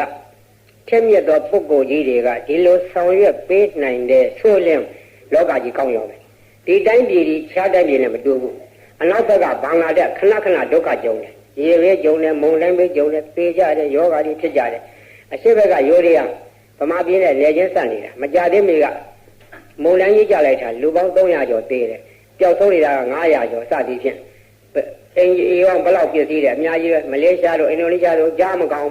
းဖြစ်ကြတယ်ဂျပန်ပြည်ခဏအမေရိကန်ခဏငရင်လှုပ်လို့မိတောင်ကြီးပေါက်ကွဲလို့ဘာပြုလို့ညာပြုလို့ဆိုတာဒီပေချင်းအကြောက်အမျိုးစုံဒုက္ခတွေရောက်ကြတယ်မြန်မာပြည်ဒီလောက်မရှိဘူးဘာအကြောင်းမြန်မာပြည်ဒီလိုမရှိကြတယ်လဲဆရာတော်ကြီးမေတ္တာကြောင့်ဒီလိုမဆိုးနိုင်ဘူးလူတွေရဲ့စိတ်နေစိတ်ထားသူတို့လောက်မကြမ်းဘူး မြန်မာပြည်ကဒါနသီလဘာဝနာနဲ့နေရသောတိုင်းပြည်ဖြစ်တယ်နေရာတိုင်းယဟန်သံဃာတော်တို့ဖြင့်ဆရာသမားအဖြစ်ဆိုဆုံးမလို့နေကြတယ်ကုသိုလ်ကောင်းမှုနဲ့ပြုလို့ပျော်မွေ့နေကြသောတိုင်းပြည်ဖြစ်တယ်ဒါကြောင့်မို့ဒါနမှုကလည်းတားတယ်သီလမှုကလည်းဆောင်းတယ်ဘာဝနာမှုကလည်းချမ်းရံတယ်အဲ့ဒီကဲ့သို့ကောင်းမှုတွေကြောင့်မြန်မာပြည်သူများတိုင်းပြည်ကဲ့သို့သုတ်ကကြီးဆိုတော်လဲမဆင်းရဲဘူးဒီတော့လောကကြီးကောင်းအောင်ဆိုသည်သူတော်ကောင်းတရားကပယ်ဖို့နိုင်တယ်သူတော်ကောင်းတရားပယ်ဖို့ပြီးတော့ပုဂ္ဂိုလ်ရှိရတောင်းနှံနေကြတဲ့သာနာပြုပုဂ္ဂိုလ်ထိအောင်မရှိသေးတော့ဘုန်းကြီးကိုယ်တိုင်နှစ်ပေါင်းကြာမြင့်စွာတောင်းပေါ်ဆက်တိုက်နေပြီးတော့ပြုခဲ့တယ်အခုဘာတွေလုံးနေလဲဆိုတော့လူလောကကြီးမတ္တလုံးနေတယ်မတ္တဖြန့်ကျက်ပေးမဲ့လို့တယ်မိုးခေါင်နေတာကိုမိုးရအောင်လုပ်ပေးဖို့လိုတယ်မြို့ရွာတွေမီးတွေလောင်နေတယ်ဒီမီးဘေးအန္တရာယ်ကိုတားမြစ်ပေးနိုင်တဲ့ပုဂ္ဂိုလ်ရှိဖို့လိုတယ်အဲ့တော့ဒီဟာတွေကိုဖြစ်စေခြင်းနဲ့ငါပြောင်းလုပ်နိုင်သလားပထမစမ်းရတယ်ထာမဓာတိနာငါယောက်ျားပဲဟုအားခဲ၍ကြံလင်ခံနိုင်ယူလာဆိုတဲ့စိတ်မှန်ဖြင့်ကိုယ်စွမ်းကိုယ်တတိကိုဟုတ်မှန်တိုင်းသိလေရှိတာသောပုရိသေနအယွတ်တလူလိုနှင့်သူတော်ကောင်းအဆက်ယောက်ျားကောင်းကြီးဖြစ်ပါလေယောက်ျားမြတ်တို့မိဒီမှာကိုယ့်ရဲ့ပမာဏစ၍ကိုအားကိုလေရှိကြတယ်ကိုယ့်ရဲ့အစွမ်းတတ္တိကိုလည်းဟုတ်မှန်တိုင်းသိလေရှိကြတယ်ကိုယ့်ရဲ့အစွမ်းတတ္တိဟုတ်မှန်တိုင်းရှိမရှိသိဖို့ရလဲစမ်းကြည့်ဖို့လိုသေးတယ်အဟိတိတ္တံဖြစ်တော့ကြောင်ကလေးများတောင်အပိုက်တစ်ခုကိုဝင်မဲ့ကြောင်လင်းသူ့ကိုယ်နဲ့တန်လားမတန်လားဆိုတာရှင်းဥစွာနှုတ်ခမ်းမွေးနဲ့တိုင်ကြည့်တယ်နှုတ်ခမ်းမွေးနဲ့တိုင်ကြည့်လို့သူ့ကိုတန်မယ်ဆိုမှအပေါက်တဲ့ဆောက်ကလေးဝင်သွားတယ်မတန်ဘူးဆိုလို့ချင်းအခြားနေရာကလှည့်သွားတယ်သူတော်ကောင်းပုဂ္ဂိုလ်တို့မိကိုယ့်ရဲ့ပမာဏစကိုအားကိုတဲ့ဆိုဒီမှငါဒီလောကကြီးရဲ့ကောင်းစားရုံဘလောက်ဆောင်းနိုင်တယ်လဲငါဒီဆင်းရဲဒုက္ခဘလောက်သိခံနိုင်တယ်လဲငါဒီသူတစ်ပါးကောင်းကျိုးကိုဆောင်းနိုင်ရ၌သိခံစိတ်ဘလောက်ရှိနိုင်တယ်လဲအပင်မဘလောက်ခံနိုင်တယ်လဲခရီးဘလောက်သွားနိုင်တယ်လဲပထမစမ်းကြည့်ရတယ်ကိုစမ်းကြည့်တော့ကကိုအားကိုသိတယ်သိတော့ကတတ္တိနဲ့ဗျတ္တိနှစ်ခုပေါ်လာတယ်တတ္တိဗျတ္တိဆိုတဲ့စကားပြောရအောင်မယ်တတ္တိဆိုဒီမှပင်ကိုအစွမ်းကိုခေါ်တယ်ဗျတ္တိဆိုဒီမှပင်ကိုအစွမ်းထိရအောင်အသုံးချပြခြင်းဖြစ်တယ်ဥပမာရေတဲ့ဆင်းကုတ်ငုံနိုင်တော့ယောက်ျားကြီးပင်ကိုစွမ်းပြီးတတ္တိဖြစ်တယ်သူရဲ့တတ္တိရှိသည့်အလျောက်ရေတဲ့ဆင်း၍ငုံပြခြင်းသည်ဗျတ္တိဖြစ်တယ်ထာမင်းမောတက်နိုင်တော့ယောက်ျားကြီးပင်ကိုစွမ်းပြီးတတ္တိဖြစ်တယ်သူရဲ့ပင်ကိုတက်နိုင်တော့အစွမ်းရှိသောကြောင့်ထာမင်းမောတက်ပြခြင်းသည်ဗျတ္တိဖြစ်တယ်ဒီကဲ့သို့ပဲယောက်ျားမြတ်တို့မိမိတတ္တိကိုတကယ်ရှိတယ်မရှိတယ်စမ်းကြည့်ရတယ်စမ်းကြည့်တော့ဗျတ္တိပေါ်လာတယ်တတ္တိနဲ့ဗျတ္တိနှစ်ခုရှိ၍စမ်းကြည့်လို့ရတော့ကအလုပ်လုပ်လို့ဖြစ်တယ်ခုနပြောခဲ့ပြီမိုးရွာအောင်စမ်းကြည့်တယ်ဒီနေရာမှာရွာသေးချင်းဒီနေရာပေးရလို့သစ္စာဒိဋ္ဌံမိုးရွာတယ်အခြားဝေးတဲ့နေရာတွေကမိုးလိုချင်လို့တောင်းတယ်ဖြစ်နိုင်မလားဘုန်းကြီးကစာရီလာတယ်အဝေးကနေလာတယ်တကားတယောက်ကလျှောက်တယ်တပည့်တော်တို့မိတ္တိလာလေမြင့်ညံလေခေါ်လိုက်တဲ့မိုးဗျာနွားစာတွေမရှိတော့မရှိလို့တမာလင်မင်းလေးလည်းတမာကိုင်းတွေခုတ်ကြည့်ကြလို့ငုံတုံနေပြီပခုတ်ကလည်းအနောက်ဘက်လည်းနွားစာရှာလိုက်တာနွားစာဘာမှမရှိလို့တောထဲကနှံနှံရိုင်းမင်းကြီးတွေခုတ်ပြီးတော့တောက်ဆင်းပြီးတော့နွားတွေကျွေးနေရတယ်မကွေးလေကြီးကမိုးခေါင်လိုက်တာ6နေပြီနှမ်းကျဲကျနှမ်းမကျဲရဘူးမြေပဲကျဲကျမကျဲရဘူးမကွေးတိုင်းသည်မြန်မာပြည်ရဲ့စီအိုးကြီးဖြစ်တယ်အဲ့ဒီနဲ့မိုးခေါင်လို့ရှိရင်မြန်မာပြည်စီရှားတော့မှာပဲအဲ့ဒီနေရာမိုးလို့လဲဆိုတာသိတယ်ထိုနည်းတူပဲမန္တလေးတိုင်းအောက်ပိုင်းမှာလည်းမိုးခေါင်တယ်စကိုင်းတိုင်းမှာအောက်ပိုင်းလေးမိုးမရွာဘူးစသည်စားလေလာကြတယ်လာကြတော့ဒီနေရာဒီမိုးလွတ်ကြည့်မယ်ပထမမကွေးတိုင်းကြီးမိုးလွတ်စမ်းတယ်ဒီနေ့မကွေးတိုင်းကိုစိတ်အာရုံညွတ်ပြီးတော့မိုးလွတ်တယ်ဆိုတာသစ္စာဒိဋ္ဌံပြီးတော့မိုးပေးကိုရွတ်တယ်အဲ့ဒီနေရာနဲ့ရွာသေးတည်းဝလာကနာပစ္စုံတ်တွေကိုလည်းတိုင်းတယ်နောက်ရေဒီယိုပါလာတယ်မကွေးတိုင်းမှာမိုးတွေရွာပြီလို့နောက်မြင်းကြောင်မေတ္တိလာမန္တလေးတိုင်းအောက်ပိုင်းမိုးတွေလွတ်တယ်အဲ့ဒီမိုးတွေရွာတဲ့အကြောင်းပါလာတယ်ရှိုးဘုံနဲ့အထက်ပိုင်းအောက်ပိုင်းတွေမှာလည်းမိုးကောင်းလို့မိုးထက်လေတွေမဆက်ရဘူးလို့ပါလာတယ်အဲ့ဒီနေမိုးတွေလွတ်တယ်ရွာပြီတဲ့နောက်ဟင်းသရကဆရာတော်တစ်ပါးကဟင်းသရနဲ့မိုးကောင်းလို့မြစ်နဲ့နီးတဲ့နေရာတွေရေစုံးသက်နဲ့ရှင်ပြီးတော့ကျိုးထောင်နိုင်တယ် ဝေသောနေရာဒီပြိုးတောင်ထဝါသေးဘူးတဲ့ဝါဇောလရောက်နေဒီနဲ့တော့ဆန်ရှားတော့မှာပဲတဲ့အဲ့ဒီမိုးလွတ်ကြည့်တယ်ရွာတယ်မိုးတွေလွန်လောင်းရွာတယ်ထိုနည်းတူပဲဘကိုးတိုင်းဘကိုးကွင်းကြီးတောင်ပိုင်းမိုးတွေလိုးနေပြီအဲ့ဒီရလေလွတ်တယ်လွတ်တော့မိုးတွေရွာတယ်ပြပြစုံစုံပြောမယ်ဆိုရင်မိုးကိုကူညီတဲ့ပင်လယ်ကမုန်တိုင်းလေးတွေဖြစ်ပေးတယ်အဲ့ဒီမုန်တိုင်းကိုဟိုရွှေ့ဒီရွှေ့ပြီးတော့ထိမ့်ပေးတယ်ဒါကကျောင်းနိုင်ဘုန်းကြီးသင်္นานကျောင်းနေကြတော့ဘုန်းကြီးတွေလုံနေအလုပ်တွေပြောပြတဲ့အခါပြည့်စုံပြောပြတယ်မုန်တိုင်းကိုဖျောက်တားရမယ်မီးမလောင်အောင်ဘယ်လိုတားရမလဲမီးဘေးအဲ့နဲ့မိုးရွာဟုတ်တော့ကြည့်တယ်ရွာတယ်မိုးတွေလွန်လောင်းရွာတယ်ထိုနည်းတူပဲဘကိုးတိုင်းဘကိုးကွင်းကြီးတောင်ပိုင်းမိုးတွေလိုးနေပြီအဲ့ဒီရလေလွတ်တယ်လွတ်တော့မိုးတွေရွာတယ်ပြည့်စုံစုံပြောမယ်ဆိုရင်မိုးကိုကူညီတဲ့ပင်လယ်ကမုန်တိုင်းလေးတွေဖြစ်ပေးတယ်အဲ့ဒီမုန်တိုင်းကိုဟိုရွှေ့ဒီရွှေ့ပြီးတော့ထိမ့်ပေးတယ်ဒါကကျောင်းနိုင်ဘုန်းကြီးသင်္นานကျောင်းနေကြတော့ဘုန်းကြီးတွေလုံနေအလုပ်တွေပြောပြတဲ့အခါပြည့်စုံပြောပြတယ်မုန်တိုင်းကိုဖျောက်တားရမယ်မီးမလောင်အောင်ဘယ်လိုတားရမလဲမီးဘေးအဲ့နဲ့မိုးရွာအောင်ဘယ်လိုဆောင်ရမလဲကိုတော်ဒီသင်ပြတယ်ဒါလုံနိုင်သောနည်းဖြစ်နိုင်သောနည်းခုကဲ့စကားကအထာခေါ်တယ်အထာဆိုဒီမှာပရိတ်အတူတူရွတ်ကြခြင်းတူတယ်ထိုပုဂ္ဂိုလ်ရွတ်သောပရိတ်ကထက်မြက်တယ်ဆိုဒီမှာအထာရှိသောပုဂ္ဂိုလ်တို့ထက်မြက်တယ်ဆိုတယ်အထာဟူသောစကားဒီပါရမီဘဝနောက်ခံကိုပြောခြင်းဖြစ်တယ်ပါရမီဓာတ်ကရင့်တန်ပြီးသောပုဂ္ဂိုလ်ရဲ့စိတ်စေရနာထက်မြက်တယ်ပါရမီကလုံလောက်တယ်အကျိုးပေးတယ်ဥပမာဘုန်းကြီးပေးရွတ်ထားသောပရိတ်ရည်ကိုတောက်ကြည့်ဝိညာဉ်ယောဂရှိနေသောသူလက်တွေ့ပြောက်ကုန်ကြတယ်ဆေးရုံတက်ထားလို့ဆရာဝန်ခွဲစိတ်ကူးစားမဲ့ဆဲကင်ဆာယောဂတွေကြီးတွေဒီဘေးရတောက်ပြီးတော့ကင်ဆာယောဂမရှိတော့ထိုနည်းတူဥကြယောဂအဆုတ်နာတီးပြီးကြောက်ကယောဂသွေးတို့ယောဂမျိုးစုံဘေးရတောက်ပြီးတော့ပြောက်ကုန်ကြတယ်ထိုနည်းတူသုံးပယောဂနာပယောဂတော့အလွယ်လေးဘာမှကြီးတွေဖောက်လေးသားစသည်ဖြင့်အမျိုးစုံယောဂပြောက်ကြတယ်ကိုယ်အပြင်ဘက်မှာဘူလုံးကြီးတွေဖြစ်နေတာတွေဘေးရည်နဲ့တုပ်ပြီးပြောက်ကြတယ်အဲ့ဒါဘေးရည်ကတကိုးထက်နေတယ်ဘေးရည်တကိုးထက်ခြင်းတွေရေကလွန်လွန်ထက်တာမဟုတ်ပုဂ္ဂိုလ်ရဲ့အာနာစက်အစွမ်းကဒီထက်ရောက်နေတာအဲ့ဒီအာနာစက်ဆိုတဲ့အကြောင်းပြောရအောင်မယ်ဘုန်းကြီးဘေးရွတ်ထားတဲ့ပရိတ်တွေကိုတိတ်ွေတွေနဲ့တွန်းထားကြတယ်ရန်ကုန်မြို့ကဘာအေးကသီလရင်ကြီးတယောက်ကပရိတ်တရားကြီးညိုလုံးလို့သူကတိတ်ွေတစ်ခုဝယ်ထားပြီးတော့မနေ့တိုင်းသူ့ကစ္စက်နဲ့ဖွင့်တယ်မနေ့တိုင်းဘုန်းကြီးရဲ့ပရိတ်တွေဖွင့်လို့နေတယ်ဖွင့်ရင်နားထောင်ရင်တနေ့တော့သူစိတ်ကူးရလာတယ်ဆရာတော်ကြီးရွတ်တဲ့ပရိတ်ထဲမှာအာနာစက်တွေပါတယ်အာနာစက်တွေရှိမရှိစမ်းကြည့်မယ်ဆိုပြီးတော့ပရိတ်တိတ်ွေဖွင့်ထားတဲ့ကစ္စက်ရှင်နာဇပွဲပေါ်မှာပရိတ်ရည်ပလင်းကြီးချထားတယ်ဒီပရိတ်ရည်တွေကတကယ်လို့အာနာစက်ရှိလို့ရှိရင်ပရိတ်ရည်ပလင်းကြီးထူးခြားလာရမယ်လို့ပရိတ်ရည်ပလင်းကြီးချထားပြီးတော့အပိတ်လဲဖွင့်ထားတယ်3ရက်လောက်ကြာတော့တိတ်ွေဖွင့်လိုက်တာနဲ့တခါလဲပရိတ်ရည်ပလင်းကြီးစူရပွက်ကြတယ်တကောတက်တယ်အဲ့ဒီကသာသိရတယ်ခုတော့ဘုန်းကြီးပရိတ်တိတ်ွေတွေကိုကဘုန်းကြီးကိုစားပေါ့လေ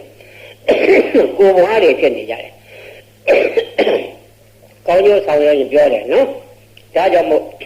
ကောင်းကျိုးဆိုသည်လူလောကနဲ့တက်မြတ်သောပုဂ္ဂိုလ်ရှိဖို့လိုတဲ့ရှေ့ဆောင်နွားလာဖြောင်းမြောက်သွားကနောက်နွားတစ်တိုက်ဖြောင်းမြောက်လိုက်ဒီမှာပဲခီးထွက်လာခဲ့တယ်ဘုန်းကြီးဒီမှာပဲခီးထွက်လာခဲ့တာငွေကြေးအလှခံမို့လာတာမဟုတ်ဘူးပစ္စည်းအလှခံမို့လာတာလည်းမဟုတ်ဘူးအပူဇော်ကြောခံမို့လာတာလည်းမဟုတ်ဘူးလူလောကကြီးတနာစရာတွေဖြစ်နိုင်တဲ့မြတ်ပူညီသွားမယ်မိဘအန္တရာယ်လွတ်ကင်းကြပါစေမြို့ရွာတွေမိတွေလောင်ရတယ်အလွန်ပင်ပန်းတယ်တချို့မြို့တွေများမြို့တဝက်တောင်ဘုန်းကြီးထံစာရေးကြတယ်ချမ်းသာကြွယ်ဝသောအိမ်ကြီးတက်ကြီးတွေမိလောင်ကြတယ်ဆင်းရဲသားရပ်ကွက်တွေမိလောင်ကြတယ်ဒါတွေလည်းလူတွေဒုက္ခရောက်ကြတော့လို့မိဘအန္တရာယ်ငါကာကွယ်နိုင်စွမ်းရှိတယ်သိတယ်ဘုန်းကြီးပေးရွတ်ထားတဲ့အိမ်မိမလောင်ဘုန်းကြီးပေးရွတ်ထားတော့ပရိတ်ရည်ပလင်းအိမ်နဲ့ချထားတော့အိမ်အဲ့ဒီအိမ်မိမလောင်ဝင်သွားတယ်အဲ့ဒါမြို့တိုင်းကဘုန်းကြီးထံစာရီပေးကြတယ်ဒီတော့တတ်နိုင်သောနေရှိနေတယ်ငါတတ်နိုင်တဲ့ညသင်မဆင်းရဲခံအောင်မယ်မြေပြန့်ခရီးထွက်အောင်မယ်ဆိုပြီးတော့ခု3လခရီးထွက်မယ်3လခရီးဆိုဒီကဘုန်းကြီးကနိုင်ငံခြားသွားစရာရှိနေတယ်နိုင်ငံခြားသွားဖို့ရပြည်ထရေးနဲ့သာနာရေးဝန်ကြီးဌာနကစေရနာချက်နဲ့နိုင်ငံကူးလက်မှလှုပ်ပေးထားတယ်နိုင်ငံကူးလက်မှလှုပ်ပေးထားတာကအခုဖေဖော်ဝါရီကမှသွားဖို့သူတို့စီစဉ်ထားတယ်ဘုန်းကြီးကမသွားနိုင်သေးဘူးဘာကြောင့်လဲဆိုတော့ဒီအချိန်မှာဥရောပတက်ကအလွန်အေးတယ်အလွန်အေးတော့ဆောင်းရာသီဖြစ်နေတယ်ဆောင်းရာသီအတွက်3လဆိုင်ထားလို့ ရမယ်ဆိုရင်စိုက်ပေးပါဆိုရပါတယ်တဲ့သူတို့ရနိုင်တဲ့နည်းနဲ့ရအောင်စိုက်ပေးမယ်6လစိုက်နိုင်တယ်ဒီ3လအတွင်းဘုန်းကြီးကပြီးမှပဲခုခတ်သက်ကလေးခီးထွက်နေတာဗမာလိုပြောတော့ပြာသူတပိုတွေနဲ့တော့ပြာသူတပိုတွေဒီ3လအတွင်းဆက်မယ်မတ်လတပေါင်းလာကြတော့ဘုန်းကြီးကရန်ကုန်ပြန်လာမယ်တနင်္လာရီတိုင်းကရန်ကုန်ရောက်ပြီးတော့ကနိုင်ငံရခီးသွားမယ်နိုင်ငံရကြာကြာကြီးမနေဘူးကိုပြည်ရဲ့လုပ်ကိစ္စတွေရှိတော့ကြောင့်ဗီဇာ45ရက်ပြူမယ်ပြီးတော့မြန်မာပြည်ပြန်လာမယ်တွေးတယ်နှုတ်ကြွကြထားတဲ့ရက်တွေရှိသေးတယ်ຫນွေရာကြီးမရောက်ခင်ဘေးရွတ်ပေးဖို့တောင်းဆိုထားကြတနာစရာမြို့ရွာတွေရှိသေးတယ်ရှမ်းပြည်တွေကလည်းအားလုံးဘုန်းကြီးကိုလာပြီးဆွဲကြမယ်မဟာတရားနဲ့စောင့်နေကြတယ်သဘောပေါက်လိုက်ကြတာဘုန်းကြီးမဟာတရားဆွဲနေတာဒီမြို့ကိုဒီနေ့ကတော့ဆွဲလိုက်သေးတယ်ဆွဲဒီမြို့ကျမကဘူးပတန်းကအတင်းလာဆွဲလို့မနေ့ကသုံးမစားမိလေရောတော့ပါလိုက်ရသေးတယ်မပြောနဲ့ဆွဲကျင်လိုက်ကြတယ်လူတွေကိုချမ်းသာမှုကြတော့လိုချင်ကြတယ်တို့ကလူဆွဲတော့ဆရာတော်ကြီးပင်မရှာမယ်ဘယ်သူမှမတင်စားဘူးသူတို့လိုချင်တာတောင်ပေါ်ချင်းတွေကိုဘုန်းကြီးကပြောနေတယ်မင်းတို့ချင်းလူမျိုးများမင်းတို့လိုချင်တာတစ်ခုတည်းသိတယ်မြတ်ကြောင့်ဘာမှမသိဘူးလို့ချင်းတွေမမ်းမှန်နေတာခုပြီးမှပဲရောက်လာတော့ဘာထူးလို့တော့ဆရာတော်ကြီးပင်မရှာတယ်လို့ညောင်လုံးမှလည်းတခါလေအနားမရှိမနေ့6နာရီကစားတနေ့ကိုကိုကဆွဲဒီကဆွဲ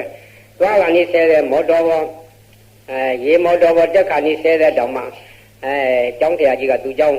တော့နည်းနည်းပေးကျွတ်ပေးကြပါဗျာကျောင်းနဲ့ဘာပြုတ်လို့ဆိုတာပြောသေးကျောင်းဆရာမကြီးကလည်းတပည့်တော်မတို့ကျောင်းရကျောင်းသားလေးတွေဆိုဆုံးမှပေးပါပေးရလဲရွတ်ပေးကြပါအောင်ပေးရွတ်ပြီးကျောင်းသားလေးတွေဩဝါဒပေးပြီးတော့ခါကြတော့တစ်စေးသေးချောင်းနေတော့လွတ်ခဲ့ပါအောင်အဲ့ဒီလိုဒီကမပြီးသေးလို့ဟိုကျောင်းဆရာကြီးတယောက်ကသူကြောင့်ကျောင်းကြီးကတပည့်တော်တို့အမှတ်ပဲနဲ့ကျောင်းကိုလည်းဒီကံပြီးတော့ကြွတော်ဟောဗျာအတင်းဇောတိရောဆွဲပြန်တယ်ဟောပြန်ထားတယ်အဲ့ဒီဇောတိရောဆွဲပြီးတော့မော်တော်ကလည်းဘူနဲ့တွတ်တော်မယ်ဆဲတယ်အဲ့ဒီတဲကိုပဲမဟာတရားနဲ့ဆွဲလိုက်ပြန်တော့ဖြစ်နေတယ်မြအပြေးလွှားနဲ့ပေးရွတ်ပြီးလို့ထမယ်လောကကြီးတဲ့နောက်တယောက်ကဆွဲလို့ခါချောင်းနေတယ်ဘုရားကဆွဲချမ်းသာတော့မသိချင်းဟာဆောင်လို့ခတ်တော့ပြေးပြီးတော့ဘုရားရေမော်တော်ကိုအတင်းခုန်ချလိုက်ရတယ်ရေမော်တော်ကခုန်ကြတော့နောက်ကဆွဲပဲဟာတော့လွတ်ခဲ့ရေမော်တော်ကလည်းရှေ့ကနေပြီးတော့ပြေးအိုးတွေပြေးပြေးပလင်းနေလို့ဆွဲ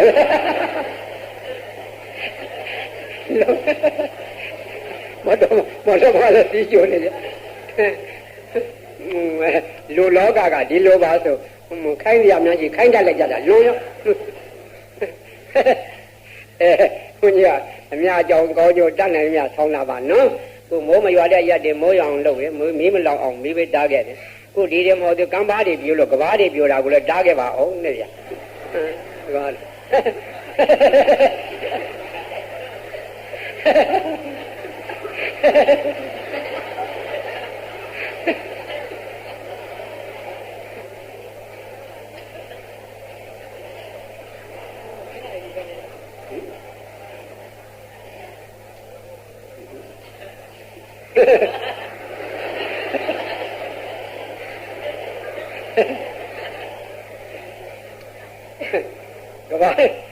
ေးပြောတာတားပါဆိုတာကညောင်တုံးကဘုံမိုးကြီးအုတ်ချုပ်ရဲ့ဒုံညုံရဲ့မိုးဘုံမိုးကြီးကကိုဒီလိုကဒုက္ခရတော့ဗျာတဲ့ဒီနေ့ကမိတွေလောင်းသားတစ်မျိုးတဲ့ကိုကဘာပြောတာကအကြီးကျယ်ဒုက္ခရောက်နေပြီအဲ့ဒီကဘာကြီးပြောတာကိုပဲလူတွေမှာနေကြမရှိထိုင်ကြမရှိလို့အကြီးကျယ်ဒုက္ခရောက်နေပါတယ်တဲ့အဲ့ဒီကဘာကြီးကဘယ်နဲ့လုံးတားနိုင်မလို့ဘုန်းကြီးဖြစ်နိုင်တဲ့နည်းပြောပြတယ်ဘယ်နေရာမှာဘယ်တော့ကဘာပြောတာကိုတားခဲ့ဘူးတယ်ပေါ့ဥပမာကြံကင်းမြို့တောင်းတော်ကြီးဘုရားကြီးအနီးမှာကဘာပြောလို့ကတ်နေပြီအဲ့ဒါရှေ့ဆက်ပြောလို့ရင်ဘုရားကြီးပါသွားတော့အဲ့ဒါကိုဒါဖြစ်နိုင်တာနည်းမုတ်ချတော့မဟုတ်ဘူးစမ်းကြည့်မယ်လို့စမ်းကြည့်မယ်အဲ့နာဘုန်းကြီးထိုင်ပေးရွတ်ရတယ်ပေးရွတ်ပြီးတော့ဘယ်လိုလောက်ကြနောက်ဆက်လက်ပြီးတော့လုံနေပြထားခဲ့တယ်ဆက်မပြောတော့အဲ့တော့ညောင်လုံးကိုလည်းတနာတော့ကြောင့်ပြိုသောနေရာကဘလောက်ကျယ်လဲဆိုတမိုင်လောက်နေရှိတယ်အဲ့ဒါကို၄နေရာဟိုဘက်အဆုံးဒီဘက်အဆုံး2နေရာအလဲက2နေရာ4နေရာပေးရွတ်ဖို့ရနေရာတတ်မှတ်ပါတတ်မှတ်ပြီးတော့အဲ့ဒီနေရာရာဇမကလေးတွေကားတယ်အဲ့ဒီနေရာဘုန်းကြီးထိုင်ပေးရွတ်မယ်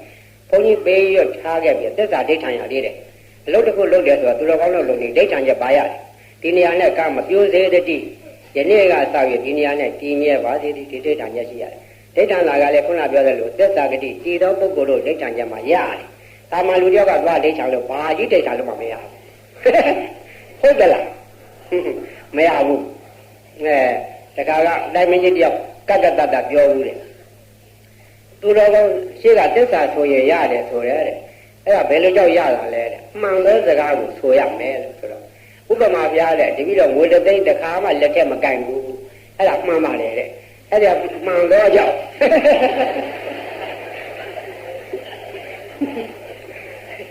ဒီစကားမှန်သောကြောင့်တပည့်တော်လိုတဲ့ဆန္ဒပြည့်ပါသေးလို့ဆိုရမလားတဲ့ရှိသေးတယ်လို့မုဒ္ဒဝါဒမပြောရဘူးမုဒ္ဒဝါဒမပြောသောပုဂ္ဂိုလ်များဆိုတော့ရတယ်နိဗ္ဗာန်တော်မှာပါတယ်ခုကလာတော့မုဒ္ဒဝါဒတွေရေလိုသုံးနေကြတယ်အဲ့ဒီလူတွေဘယ်တော့မရဘူးဘာကြီးဆိုတော့ဒီတကားကြီးပြောတယ်လို့ဝတ္တသိန်းလက်ထက်တကားမှမကင်ဘူးဒီစကားမှန်တော့ကြောင့်ဆိုရမကဘူးရွှေတကုံဘုရားကြီးငုံဆိုတော့မရမှာမဟုတ်ဘူးလို့အဲ့လိုပြောရတယ်သူစကားအလိုက်အဲ့ဒါကြောင့်မို့သစ္စာဒိဋ္ဌံပြီးတော့ကံကောင်းလေလွတ်လိမ့်မယ်ပေါ့လေမဟုတ်ကြအမှန်လွတ်ကင်းရမယ်တော့အာမမခံနိုင်ဘူးအဆန့်လောက်ရတာကိုအဲ့လေးနေရာမှာပြေးရွတ်ပြီးတော့ယာသမတ်ဒီကပြောပင်လေးစိုက်လို့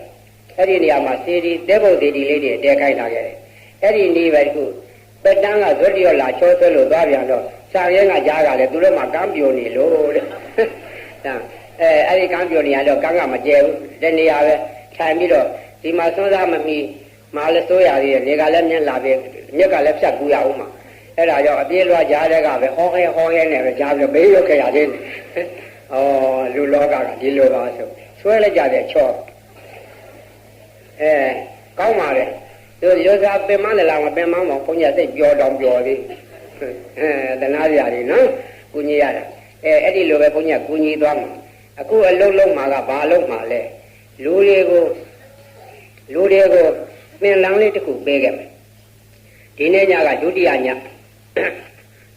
ပင်လန်းလေးတစ်ခုပေးမယ်လို့ကြားပြဖြတ်နေတာအချင်းကတော့လည်းနောက်ကြဝန်းကြလိမ့်မယ်နော်နောက်တော့ပေးရုပ်ဘက်ကလည်းဆက်ရအောင်မယ်စကိုင်းတောင်ရုပ်တရားဟောတော့ကခုလိုပဲတိတဲ့ရာရာတွေလျှောက်ပြောတော့အချင်းတွေကနာယီကြီးကဒင်းနဲ့17နာရီထိုးသွားကားနာယီကမင်းတီးနေတာပဲလို့ပြောတော့ဒကာတယောက်ကဟောတော်ပါဗျာတရားမရပါနဲ့မိုးလင်းသွားပါလိထိုင်ပါမယ်အဲ့ဒီတကာမျိုးလို့တရားအားကြောက်ဖို့ကောင်းတယ်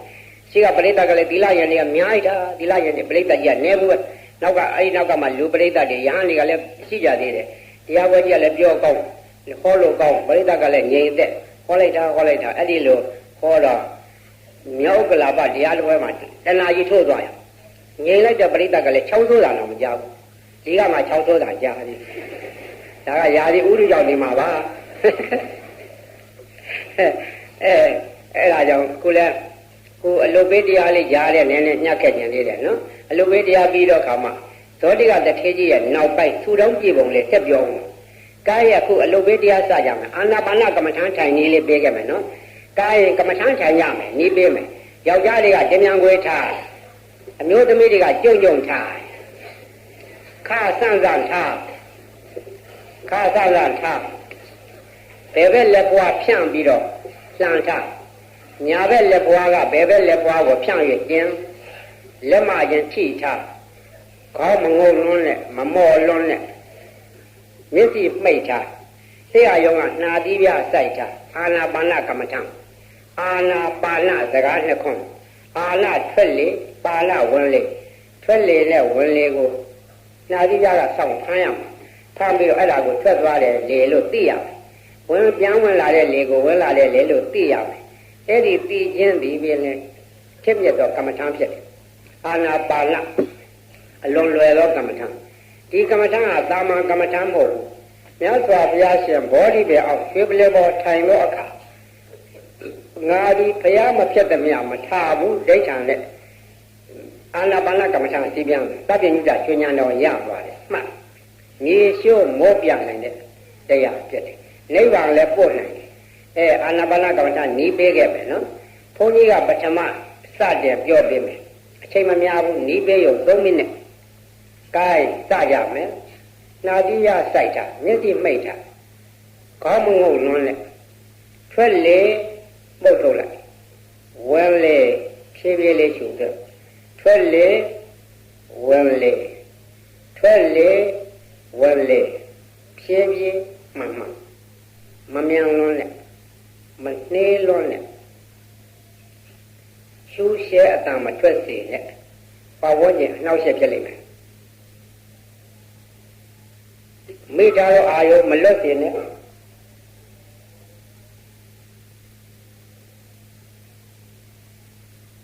ဖြည်းဖြည်းမှန်မှန်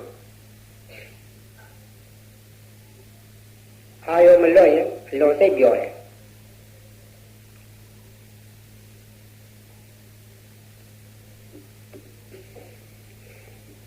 အချိန်တစ်မိနစ်ရှိသွားပြီခေါင်းမငုံလွန်းနဲ့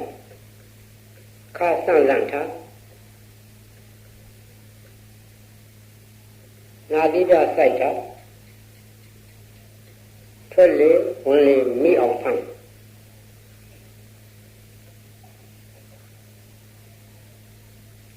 ရှူးရှူးအတမတွက်တည်နဲ့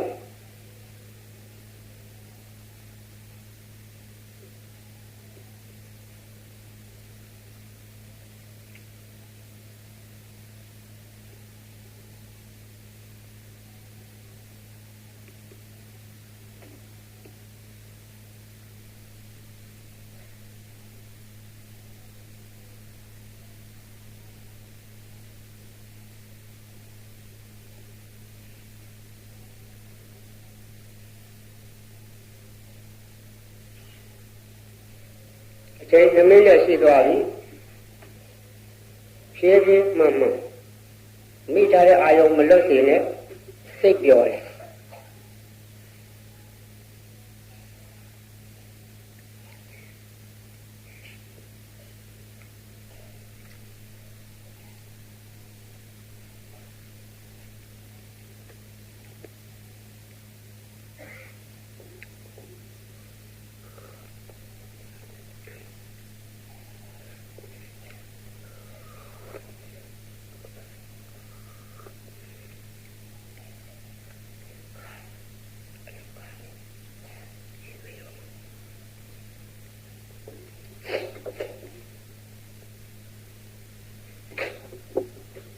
ဒါနမူနာနော်နောင်တော့ကိုယ်အိမ်ကိုယ်ဖာကိုနေတဲ့အခါအချိန်ရတယ်ဒီလိုပဲအားထုတ်သွားဘုရားရှိခိုးတဲ့အခါဖြစ်စီနာနဲ့စောစောဖြစ်စီကြိုးကြအချိန်ရတော့အခါရွေ့ဥပုသ်ဆောင်တော့အခါဖြစ်စီအားထုတ်ကြပါဒါနမူနာပဲတဘောတစ်ခါလူဖြစ်ရတဲ့ဘဝကမ္မထာထိုင်နေလက်တွေ့သိကြပါစေတော့လို့နေပေးတာနော်အာနာပါနကမ္မထာဒီတာမကမ္မထာဖို့မြေရှိုးမောပြန်ဇံပင်ရနိုင်တဲ့ကမ္မထာဖြစ်တယ်နိဗ္ဗာန်ကိုလည်းဖြောင်းပြောင်းသွားနိုင်တယ်ကမ္မထာဖြစ်တယ်ဒါကြောင့်မို့ဒီကမ္မထာကလူတိုင်းနဲ့သင့်တော်သောကြောင့်ကမ္မထာတိုင်လေးလေးပြပေးတယ်။ကိုင်းယခုတရားဆက်မယ်ဇောတိကတထေ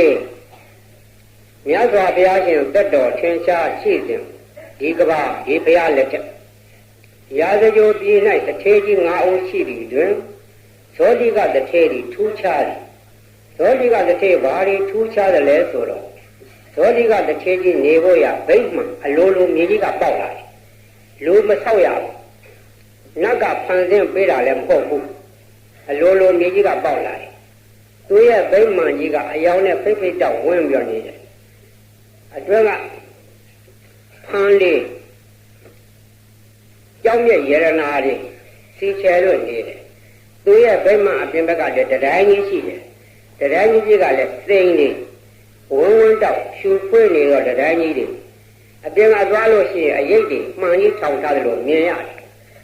ဒီဗိမ့်မှန်ကြီးကနာမည်ကျော်တယ်သဘူတိတ်ကျွန်းလုံးညလျံတောက်သွားတယ်ဗိမိတာရမင်းကြီးတွေရှင်မယံသာဖြစ်တော်လဲပဲဇောတိကတထေကြီးရဲ့စည်းစိမ်ကိုမမှီဘူးဇောတိကတထေကြီးရဲ့ဘုံကံကိုရှင်လို့မရဘူးဒါကြောင့်တနေ့သောအခါဇောတိကတထေဗိမ့်မှန်နာမည်ကျော်လုံးလို့သွားကြည့်ကြင်တော့ကလည်းငါရှင်မယံပဲလို့ကိုယ်တော်လည်းကိုသွားကြည့်လို့ဖြစ်ဘူးဇောတိကတထေကြီးတောင်ပထမကြိုးတင်ခွင့်တောင်းရသေးတယ်တင်းရဲ့ဗိမ့်မှန်ကြီးနာမည်ကျော်လုံးလို့လာကြည့်ပါရစေလို့ကြိုတင်ပြီးတော့မင်းလူလည်းများကိုလွှတ်ရတယ်အဲ့ဒီမင်းကြီးယောက်ျားများကလွှတ်လို့ကြည့်နိုင်ပါတယ်လို့ခွင့်ပြုကမှသွားကြည့်ရတယ်သွားကြည့်တော့ကသူ့ရဲ့သားတော်အဇာလတလည်းပါသွားတယ်အဇာလတကဒီချိန်9နှစ်သားရှိတယ် သောတိကတထေးကြီးရဲ့ဗိမာန်ပေါ်ရောက်သွားတဲ့အခါအပေါက်မေဝင်ကအပင်ကတတိုင်းကြီးကိုဝင်လာတဲ့တော့ရုပ်တည်းရဲ့ရှိုးတိုးရှန့်တာကြီးပြတ်သွားတယ်သူရဲ့အရေးတွေကတတိုင်းမှာထင်းနေတယ်တိုင်းမှာထင်းပြီးတော့မှအရှင်မင်းကြီးကြွတော်မူပါလို့တထေးကြီးကိုယ်တိုင်ကစီးကြိုပြီးတော့လက်ပြခေါ်မှလာတယ်အတွင်းထဲဝင်သွားတယ်မြေကြီးပေါ်နင်းရတာကလည်းဘာတွေနင်းသွားရမှမသိဘူးဖမ်းပြေးမမြေတွေခင်းလာတာကအောက်ထဲကြကျွံသွားမှလို့ထင်ရတယ်ကြောက်ရွံ့ကြီးဖြစ်တယ်တခမ်းပြီးတခမ်းလှဲ့ကြည့်တော့ကြောက်ညိုဖြင့်ပြီးတော့အဆောင်ကြီးရှိတယ်ကြောက်ညိုဖြင့်ပြီးတော့အဆောင်ကြီးတဲ့ကိုရှင်မင်းကြီးဒီထက်လည်းကြည့်ရှုစားတော်မူပါအောင်လို့ဆိုတော့ဘယင်ကြီးရှေ့ကထားပြီးတော့တထေးကြီးကနောက်ကလိုက်တော့ဘယင်ကြီးကမသွားရဲဘူးအောက်ကြည့်တော့အတူရာနဲ့တော့6ကြီးလို့ထင်တယ်ဇောတိကတထေးမညာဘူးငါ့ကိုအကြံတစ်ခုရှိပြီထင်တယ်ငါကြောက်ကြီးတဲ့ချပြီးတော့တတ်ဖို့ထင်တယ်လို့ဆိုရင်ရှင်မင်းလို့ရတယ်ဆိုတာဟိုဆိုရင်ရဒီဆိုရင်ကြောက်ရတာပြီးတော့မသွားရဲမှတထေးကြီးကသိတော့အရှင်မင်းကြီး6ကြီးမဟုတ်ပါဘူးဒီအခန်းကကြောက်ညိုဖြင့်ပြီးတော့အခန်းဖြစ်ပါတယ်ကြောက်ညိုအခန်းပါလို့ဆိုမှအယောင်တောက်နေတော့မှန်သားအညိုခဲ့တော့လက်မတူတော့ကြောက်မြရရနာအခန်းကြီးဖြစ်တယ်အဲဒီအခန်းကြီးတဲ့ကိုသောတိကတထေးကြီးကရှေ့ကခေါ်သွားမှဘုရင်ကြီးကနောက်ကလိုက်ရဲအဲ့ဒီလိုတခမ်းပြီးတခမ်းလှဲ့လဲပြီးတော့ပြတော့ဒီနေ့တစ်ခုသောနေရာမှာရောက်သွားတော့အတုလသူရဲ့တထေးကြီးကတော့ခေါ်တယ်တထေးကြီးကတော့ကဘုရင်ကြီးဒုဘောအုပ်ချုပ်တဲ့မင်းပဲမင်းကြီးကိုထွက်၍အယုသေးပေးပါလို့ပြောတယ်အယုသေးပေးပါပြောတော့တထေးကြီးကတော့ကထွက်လာတထေးကြီးကတော့ကမျက်စိကောင်းကောင်းမကြည့်ကြဘူးမျက်စိတွေမှိတ်လို့မှိတ်ကြုံလို့လုပ်နေတယ်ပြီးတော့တထေးတော်ရဲ့အမူအရာကိုကြည့်တော့ဘုရင်ကြီးကတစ်မျိုးထင်တယ်မိမဆိုတာမျိုးကအတွေးခေါင်တတ်တယ်ရှင်မင်းကြီးဒီထဲလာတာဟာတို့စည်းစိမ်ရယူခြင်းလို့နေမှာလို့စိုးရင်ဟန်တူတယ်အသင်တထေးကြီးရဲ့တထေးတော်ကငါ့ကိုကြည့်ဖို့ငါတော့ခါဖြင့်တဲစိတ်တိုင်းကြဟန်မတူဘူးလို့ဘုရင်ကြီးကသူ့ထင်တဲ့အတိုင်းပြောတယ်တထေးကြီးကပြန်ပြောတယ်အရှင်မင်းကြီးဒီလိုမဟုတ်ပါဘူးအရှင်မင်းကြီးကိုနန့်တွေကစီမင်းနန့်တွေနန့်တယ်တဲ့စီမင်းနန့်တွေနန့်တယ်ဆိုတော့ပိဋိဒါရမင်းကြီးကသူနန်းတော်ထဲမှာနန္ဒာစီမှုကြိုက်တော့နန္ဒာစီကိုမိချုံပြီးတော့နေရတယ်ခုကဲလို့တရားဆက်ပြီးမရှိသေးဘူးတရားအဲ့ဒီမင်းနန့်တွေကစီမင်းနန့်တွေကအနန့်တွေသူ့ကိုမှပါလာတယ်အဲ့ဒီအဖိုးနန့်တွေကိုမခံနိုင်လို့အဲဒါနှာခေါင်းရှုပ်မျက်စိရှုပ်နေရတာကိုအဲ့လိုပြောတော့ဒါဖြင့်တင်လို့တော့ဘာအယောင်နဲ့နေတော့ဆိုတော့အတုလကာကြီးမြောက်ကျွန်းကပါခဲ့တော့ဗရမ ्या ရောက်ဖြင့်နေပါတယ်အဲ့ဒီဗရမ ्या ရောက်ကဘယ်မှာလဲလို့ဗရမ ्या ရောက်ကိုချထားတဲ့နေရာတိုက်ခါတဲ့ဗရမ ्या တစ်လုံးချထားတာနဲ့သူတို့ဟာအကုန်လုံးလင်းနေတယ်ဗရမ ्या ရောက်ဖြင့်နေကြတယ်ဘာမှမဆွမ်းရဘူးအဲ့ကံတရားထူးခြားဖို့အတုလကာကြီးမြောက်ကျွန်းကလက်ဆောင်ပါလာခဲ့တယ်အတုလကာကြီးအကြောင်းပြောမယ်သောတိကတထေးကြီးကအလွန်ဘုံရှင်တောက်ပါတယ်ဘုံရှင်တောက်ပါတော့တထေးကြီးဖြစ်တော့ကြောင့်သောတိကတထေးကြီးနဲ့ထိုက်တန်တော့တထေးကတော့တကူတွေကြောမှမရှိဘူးတကူတွေကြောမှဘယ်မှသူနဲ့ထိုက်တန်တော့တထေးကတော့ဖြစ်ကမရှိတော့သူနဲ့ထိုက်တန်သူကမြောက်ကျုံးသူနာမည်ကဆောင်းပြီးတော့အတုလကာယီဆိုရက်မြောက်ကျုံးသူကိုဆောင်းပြီးတော့ပေးရတယ်သောတိကတထေးကြီးရဲ့တထေးကတော့ကမြောက်ကျုံးသူဖြစ်တယ်ဤမြက်ညောနေတယ်ဒါကြောင့်မို့သူ့အသားကထူလာလို့ပါဠိလိုဆိုတယ်ထူလာဆိုဝါကွန်းလဲဝါကွန်းအဲ့ဒါကိုရှေ့ကအာတလုံးတိုးတော့အတူလာလို့ဖြစ်တယ်နောက်ကနေပြီးတော့အမျိုးသမီးမှန်သိအောင်ဒရာရဲနဲ့ကာရီဆိုတဲ့အကြည့်လေးချက်လိုက်တော့အတူလာကာရီလို့ဖြစ်နေကြတယ်နာမည်ကထူလာဝါကွန်းဆိုင်နဲ့တူတော့အသားရည်ရှိတယ်အဲ့ဒါကိုတထေးကြောအဖြစ်တည်မြောက်ထားတယ်တထေးကြောဖြစ်နေတယ်ဒီချိန်ပြောမယ်လူတို့ရဲ့စိတ်ထားပိဋိတာရမင်းကြီးသောတိကတထေးရဲ့ဗိမာန်ကြည့်ဖို့လာတဲ့အခါသားတော်ပါလာခဲ့တယ်သားကအဇာလတမင်းပါဠိတော်အာဇာဒတတုအဇာဒတမင်းပါလာတော့အဇာဒမင်းက6နှစ်သားရှိသေးတယ်လူအဇာဒမင်းစိတ်ထဲကဒီဗိမာန်ကြီးကြည့်ပြီးတော့သူကစိတ်ချတစ်မျိုးပေါက်လာတယ်မွေပွေးတော့မြည် သေးငယ်ပင်ဖြစ်တော်လဲအစိတ်နဲ့မွေဟောက်တို့မြည်သည်သေးငယ်ပင်ဖြစ်တော်လဲဒေါသနဲ့ပေါက်ချင်တယ်အဲ့ဒီလိုအသွင်ကဲ့သို့အဇာလတမင်းသားကြီးခုနှစ်နှစ်သားဖြစ်တော်လဲသူရဲ့စိတ်ထားကတစ်မျိုးကြံတယ်ငါရဲ့အဖေဖာသမီးတော်မင်းကြီးညှင်းလိုက်တာရှင်မင်းဖြစ်ပြီးတော့တို့နေရတဲ့နန်းတော်လေးကဆုတ်ဆုတ်ချကြဇောတိကတတိပိမှန်နဲ့တာကြည့်တော့ပိမိတာလမင်းကြီးရဲ့နန်းတော်ကလဲဆောင်တယ်လေးလိုဖြစ်နေတယ်ဘာမှမကောင်းအဲ့ဒီလိုဖြစ်နေတော့ဇောတိကတတိကြီးရဲ့ပိမှန်ကြည့်ပြီးတော့အဖေကရှင်မင်းဖြစ်နေတယ်တိုက်ခိုက်ယူရင်ရမှာပဲဘာလို့တိုက်ခိုက်ပြီးပါလဲအဲ့ဒါလူကစတယ်ကိုကသမ ्या ပစ္စည်းလူချင်းယူခြင်းတယ်မွေပွဲတော်ကြီးငယ်ချင်းကလည်းအစိတ်ပါ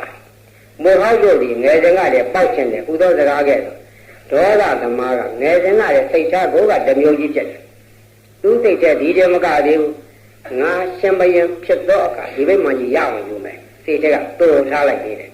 နောက်ဘိမှန်ကြီးလှဲ့လှဲ့ကြည့်ပြီးတော့ညံတော်ပြန်သွားကြတယ်ပြန်သွားပြီးတော့နောက်လိုရင်းချုပ်ရပြောမယ်နောင်တော့အခါအဇာလမင်းသည်ဖာသမီးတော်မင်းကြီးကိုလှုပ်ကြံတတ်ဖြတ်ပြီးတော့နန်းတက်တယ်အဖေတိုက်ရဲ့ရှင်မင်းလှုပ်တော်မင်းအဇာလတမင်းရဲလို့နန်းဖြတ်လူရှင်မင်းဖြစ်သောအခါငါသည်ဇောတိကပိတ်မှန်ကိုရအောင်ယူမယ်ကြောင်ရွယ်ချက်နဲ့ဒီနေရာအကောင်းထဲပေါ်တယ်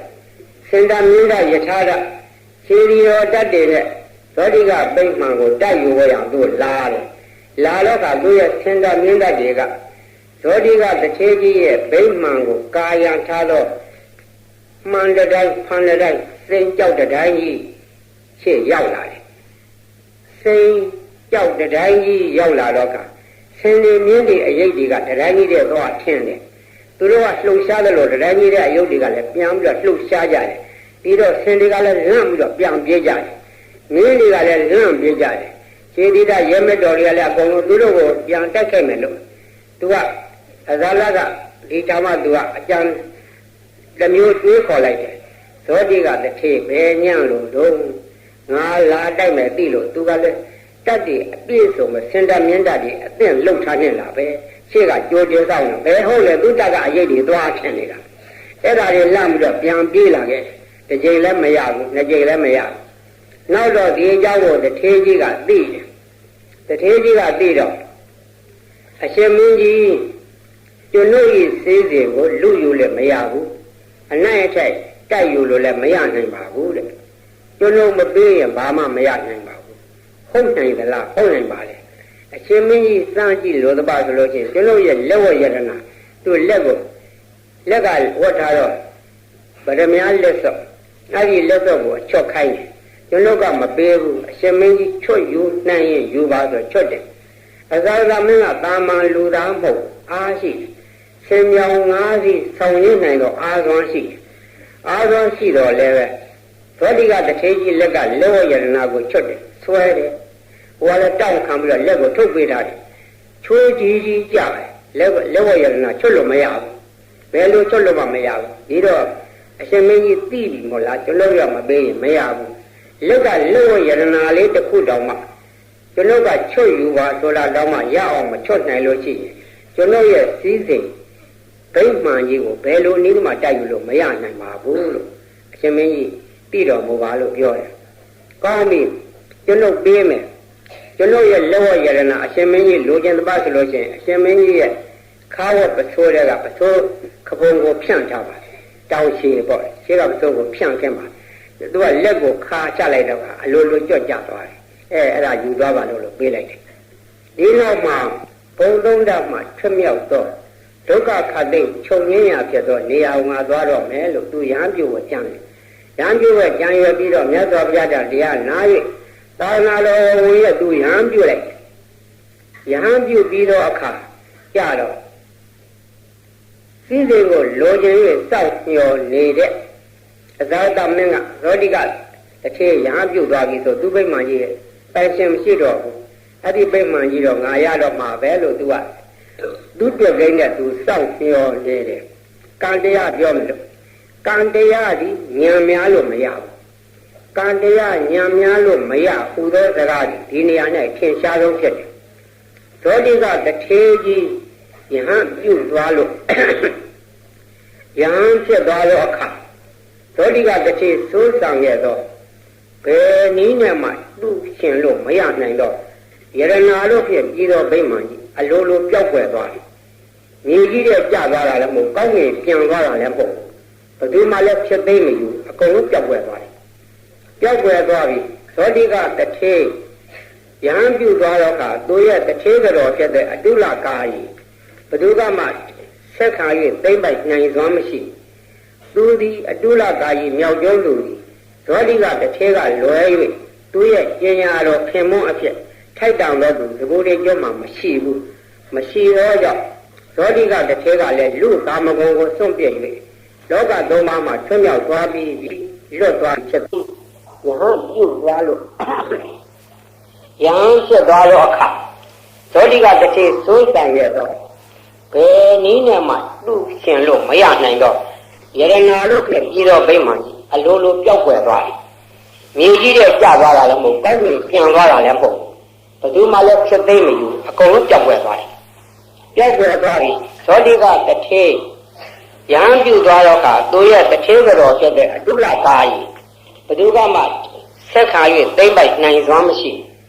သူသည်အတုလကာယီမြောက်ကျုံးလူသည်သောတိကတစ်ချေကလွယ်၍သူရဲ့ကျင်ညာတော်ခင်မွန်းအဖြစ်ထိုက်တောင်တော့သူသဘောတည်းကျုံးမှမရှိဘူးမရှိတော့ကြောင့်သောတိကတစ်ချေကလည်းလူကာမဂုဏ်ကိုစွန့်ပြစ်၍လောကသုံးပါးမှာထွံ့မြောက်သွားပြီးလွတ်သွားပြီးဖြစ်သောကြောင့်သဘောတည်းကျုံး၌နေရမလိုတော့ဘူးဖြစ်တော့အတုလကာယီကိုနတ်များကပဲဆောင်းပြီးတော့မြောက်ကျုံးပြန်ပို့လိုက်တယ်သောတိကတစ်ချေလည်းယဟန်ပြုရောသောတိကဗိမာန်ကြီးလည်းပျောက်သွားပျောက်တာမှကြက်ပြောက်ငှက်ပြောက်မဟုတ်ဘာသွားရှာမတခါလုံးကသောတိကတစ်ချေကြီးဗိမာန်ကြီးခဲ့တာဒီနေရာပဲလို့နေရာတော့ကညွှန်ကြားရရှိတယ်ရှေးကအဆောင်ဟောင်းခဲ့လို့တူးထားတော့တိုင်ခွင်းတောင်မရှိဘူးပဂရိမြေပြင်ပြန်ပြတ်နေတယ်ဒါကြောင့်မို့တန်တရားဒီကာမဝိပါကောစိတ်တွေရောကံတရားဆိုပြီးလူကလှုပ်လို့ရတယ်နော်ခုသောတိကတစ်ထည့်ဒီကဲ့သို့သူစည်းစိမ်ရိုးရမရခြင်းဒီသူကလှူထားတဲ့ကုသိုလ်ကိုသက်စာဒိဋ္ဌံပြီးတော့လှူထားလို့ဖြစ်တယ်ဒီလိုစည်းစိမ်ကြီးရအောင်လဲသူကလှုပ်ခဲ့တယ်ဝိပဿနာမြတ်စွာဘုရားလက်ထက်ကပြုခဲ့တော့ကောင်းမှုကြောင့်ဒီလိုဖြစ်တယ်နောက်ဆုံးအဲ့ဒီကထူတိုင်းကနောက်ဆုံးရဟန္တာဖြစ်သွားတယ်ပြုတတ်လို့ရှိရင်နေသိလို့ရှိရင်တန်တရာကျင်လီယာမှာပေါ့ပါပါချမ်းတောင်ချမ်းသာကျင်လီနိုင်တဲ့အဲ့ဒီစကားကိုသိစေလိုသောကြောင့်ယနေ့ဒီတရားကိုဟောတယ်နော်တချို့ကဒါနကျမ်းတယ်ဆိုကြတယ်မသိဘဲနဲ့ပြောတယ်တန်တရာရှည်တယ်ပြောတယ်မဟုတ်ဘူးမိမိပြုသောပုဂ္ဂိုလ်ရဲ့စေရုပ်စေရနာနဲ့နေကောင်းနေမှန်ရဖို့လားလို့တဲ့ဒါကြောင့်မို့ဇောတိကတစ်ထည့်သည်တစ်ချိန်သောဘဝကကြံတဲ့ကြံရင်းကြီးစိတ်သောဘဝကစခဲ့နောက်ဆုံးတကယ်တစ်ထည့်ကြီးဖြစ်သောအခါမြတ်စွာဘုရားရဲ့ခန္ဓာကုတိဆိုင်တက်ကြီးကိုဆောက်လို့လှိုးတန်းပြီးတော့ပစ္စည်းယရနာတွေလှိုးတန်းယရနာတွေကိုလူတွေပါသုံးရလို့သုံးယူနိုင်တဲ့အထိန်နဲ့လှူတယ်အဲ့ဒီလှူပြီးတော့ဆူတောင်းခြင်းနဲ့လည်းကပြုတော့ကြောင့်သူရဲ့ပစ္စည်းဒီသူသာလည်းထိုက်တောင်တော့ကြောင့်မိသူကညံများလို့မှယူလို့မရဘူးထိုက်တောင်တော့သူလည်းမရှိတော့ကြောင့်ယံပြုသွားတော့ကဗိမာန်ကြီးအလိုလိုပျောက်ွယ်သွားခြင်းဖြစ်တယ်ဒါကြောင့်မို့ကံတရားဒီညံများလို့မရဘူးညံများခြင်းရင်ကိုယ်တိုင်ကုသိုလ်ကောင်းမှုပြုဆူတောင်းခြင်းနဲ့လည်းကလုပ်ရတယ်နော်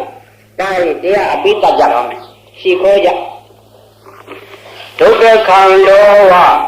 သံသာရောကာမဂုဏေဟိတံယူတော်တရောဟံမောသနန္ဒာနိစရိတ်သာမိပမောဒယံသံသာရောအဆုံးကိုလည်းမမြင်အစကိုလည်းမထင်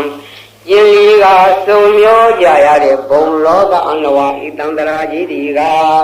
ကာမဂုဏေဟိငါးပြာအာယုံကာမဂုဏ်အရှုပ်တရားယုတ်တို့နှင့်တာယုတော်ဘယ်ဘုံဘယ်ဘဝမှာအစတ၍မဆုံးနိုင်တခိုင်တည်းခိုင်မြဲရှင်တွဲပေါင်းစအကြောင်းမပြတ်သည်ဖြစ်၍ဒုက္ခခန္ဓာဝါဒုက္ခဟို၍မြုံဝဲမတမ်း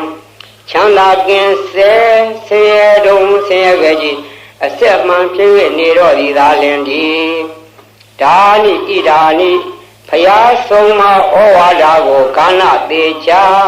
ကောင်းစွာနာကြားမှတ်သားရပြီးဖြစ်သောယခုလိုဤခါမျိုး၌တရောထို ဒုက္ခဘောင်နှောင်ရည်ကြီးအတွင်းမှလွတ်ကင်းပြီးဗမာချမ်းမြေကြည်လင်စွာစရိတ်သာမိကြောက်ရွံ့နှင့်နောက်တွန်းလို့မစုံတောင်းတရားအထုတ်ရမှာနော်ကြိုးကြိုးစားတော့အထုတ်ကြပြောအရိယာအထုတ်ကြတဲ့ရက်ပေါင်းဘလောက်ကြာပြီလာပေါင်းဘလောက်ကြာပြီဆိုတာကြီးပြောနေကြတယ်မထိရောက်တော့ပေါ့ပေါ့စားတော့အထုတ်တော့မထိရောက်ဘူးထိရောက်အောင်အထုတ်မှတကယ်လုတ်ကဟုတ်ဖြစ်တယ်အဲ့ဒါလည်းမှတ်ထားကြဒါမို့ဒါနိဣဒါနိဖယားဆုံးမဩဝါဒကိုဂါနသေးချာကောင်းစွာနာကြမှတ်သားရပြီးဖြစ်တော်ယခုလိုဤအခါမျိုး၌တတော်ထိုဒုက္ခဘောင်နှောင်ရည်ကြီးကျွမ်းမှလွတ်ကင်းသည့်ဗမာချမ်းမြေကြည်လင်စွာစရိတ်သာမိကြောက်ရွံ့နှင့်နောက်တွန်းလို့မစုံတောင်းအယိုးပဲကြည်အရေးပဲခန်းယောက်ျားမြတ်တို့အားစွမ်းဖြင့်တကယ်တမ်းကြိုးပမ်းအားထုတ်ပါတော့ဟံတည်း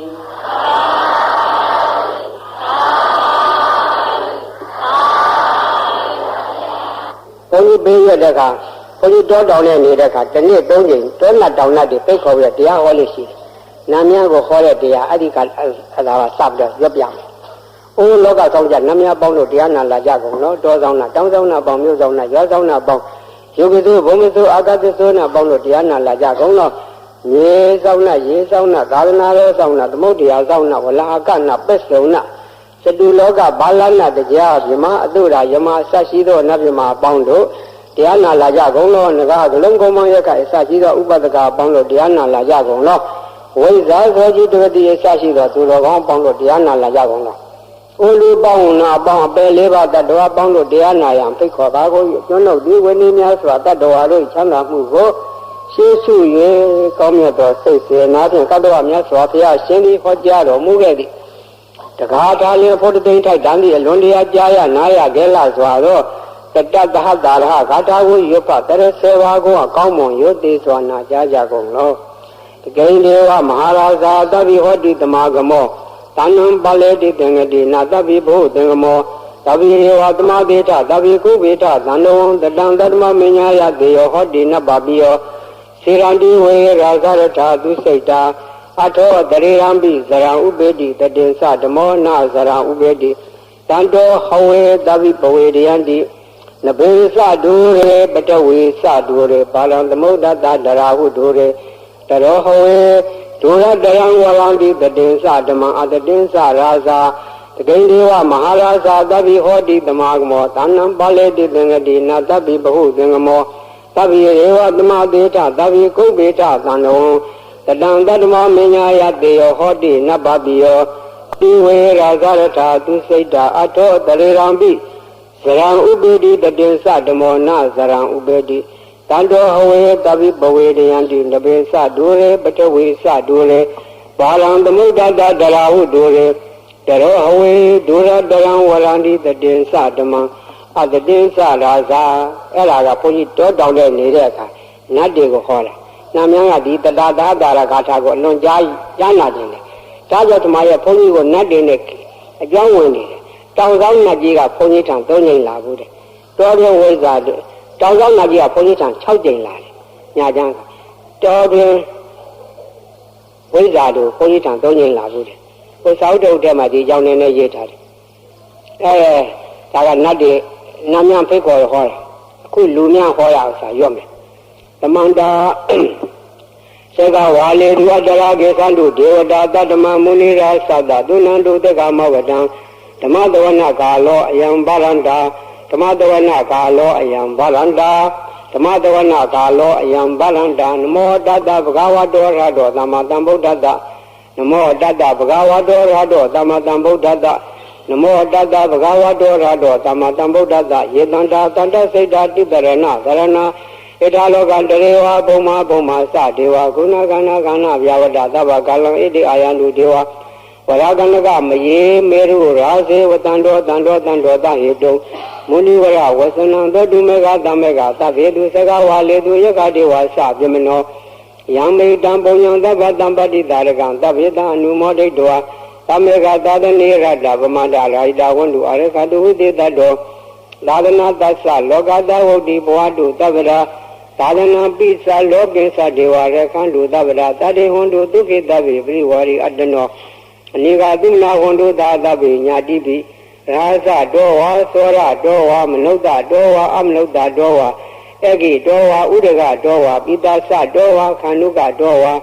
ကန္လကတောဝါနိခတ္တတောဝါဇနဝရရောဂတောဝါအတ္တဓမ္မတောဝါအတံဒိဋ္ဌိတောဝါအတ္တပုရိသတောဝါသန္ဓဟာတိအတ္တမိကကောဏဂုဂုရဧဝစီကမနိတပါတိပိအဇာတရဇာတုကရမဟိန္တာယခာရခာသာတိဟိနာနာဗျာတောဝါနာနာရောဂတောဝါနာနာဥပဒောတောဝါအလခံနှံတုနိဒါနာတောပတ္ထာယတတ္တဂတသဒတ္တဗာရမီယောဒတ္တဥပဗာရမီယောဓာတပရမတ္ထဗာရမီယောတိသမတိန္ဒဗာရမီယောပိသမပရိစ္ဆာကေလောကတ္ထစရိယညာတတ္ထစရိယံဗုဒ္ဓတ္ထစရိယံတိဣတောစရိယာယောပစ္စည်းမဘဝေကဘဝကံတေဇာတေအပိနိသမနံဗရဏစရိယံဘောဓိပန္လင်္ကေမာရဝိသယံသဗ္ဗညုတညာနာပတိဝေဒံဓမ္မစကဘောဓနံနဝလောကုတ္တရာဓမ္မေတိသဗ္ဗေပိမေဗုဒ္ဓဂုဏိအဝိစေတောဝေသာလိယတိတုပါကရံတရေတုတိယမရတေပရိဒံကရုံတောအာယသမအာနန္ဒထေရဝိယကာရုံညာစိတ်တံဥပတပေတောကောတိတတသသေတုသကဝါလေတုဒေဝတာယသနမတေကနတိယသဝေသာလိယပုရေ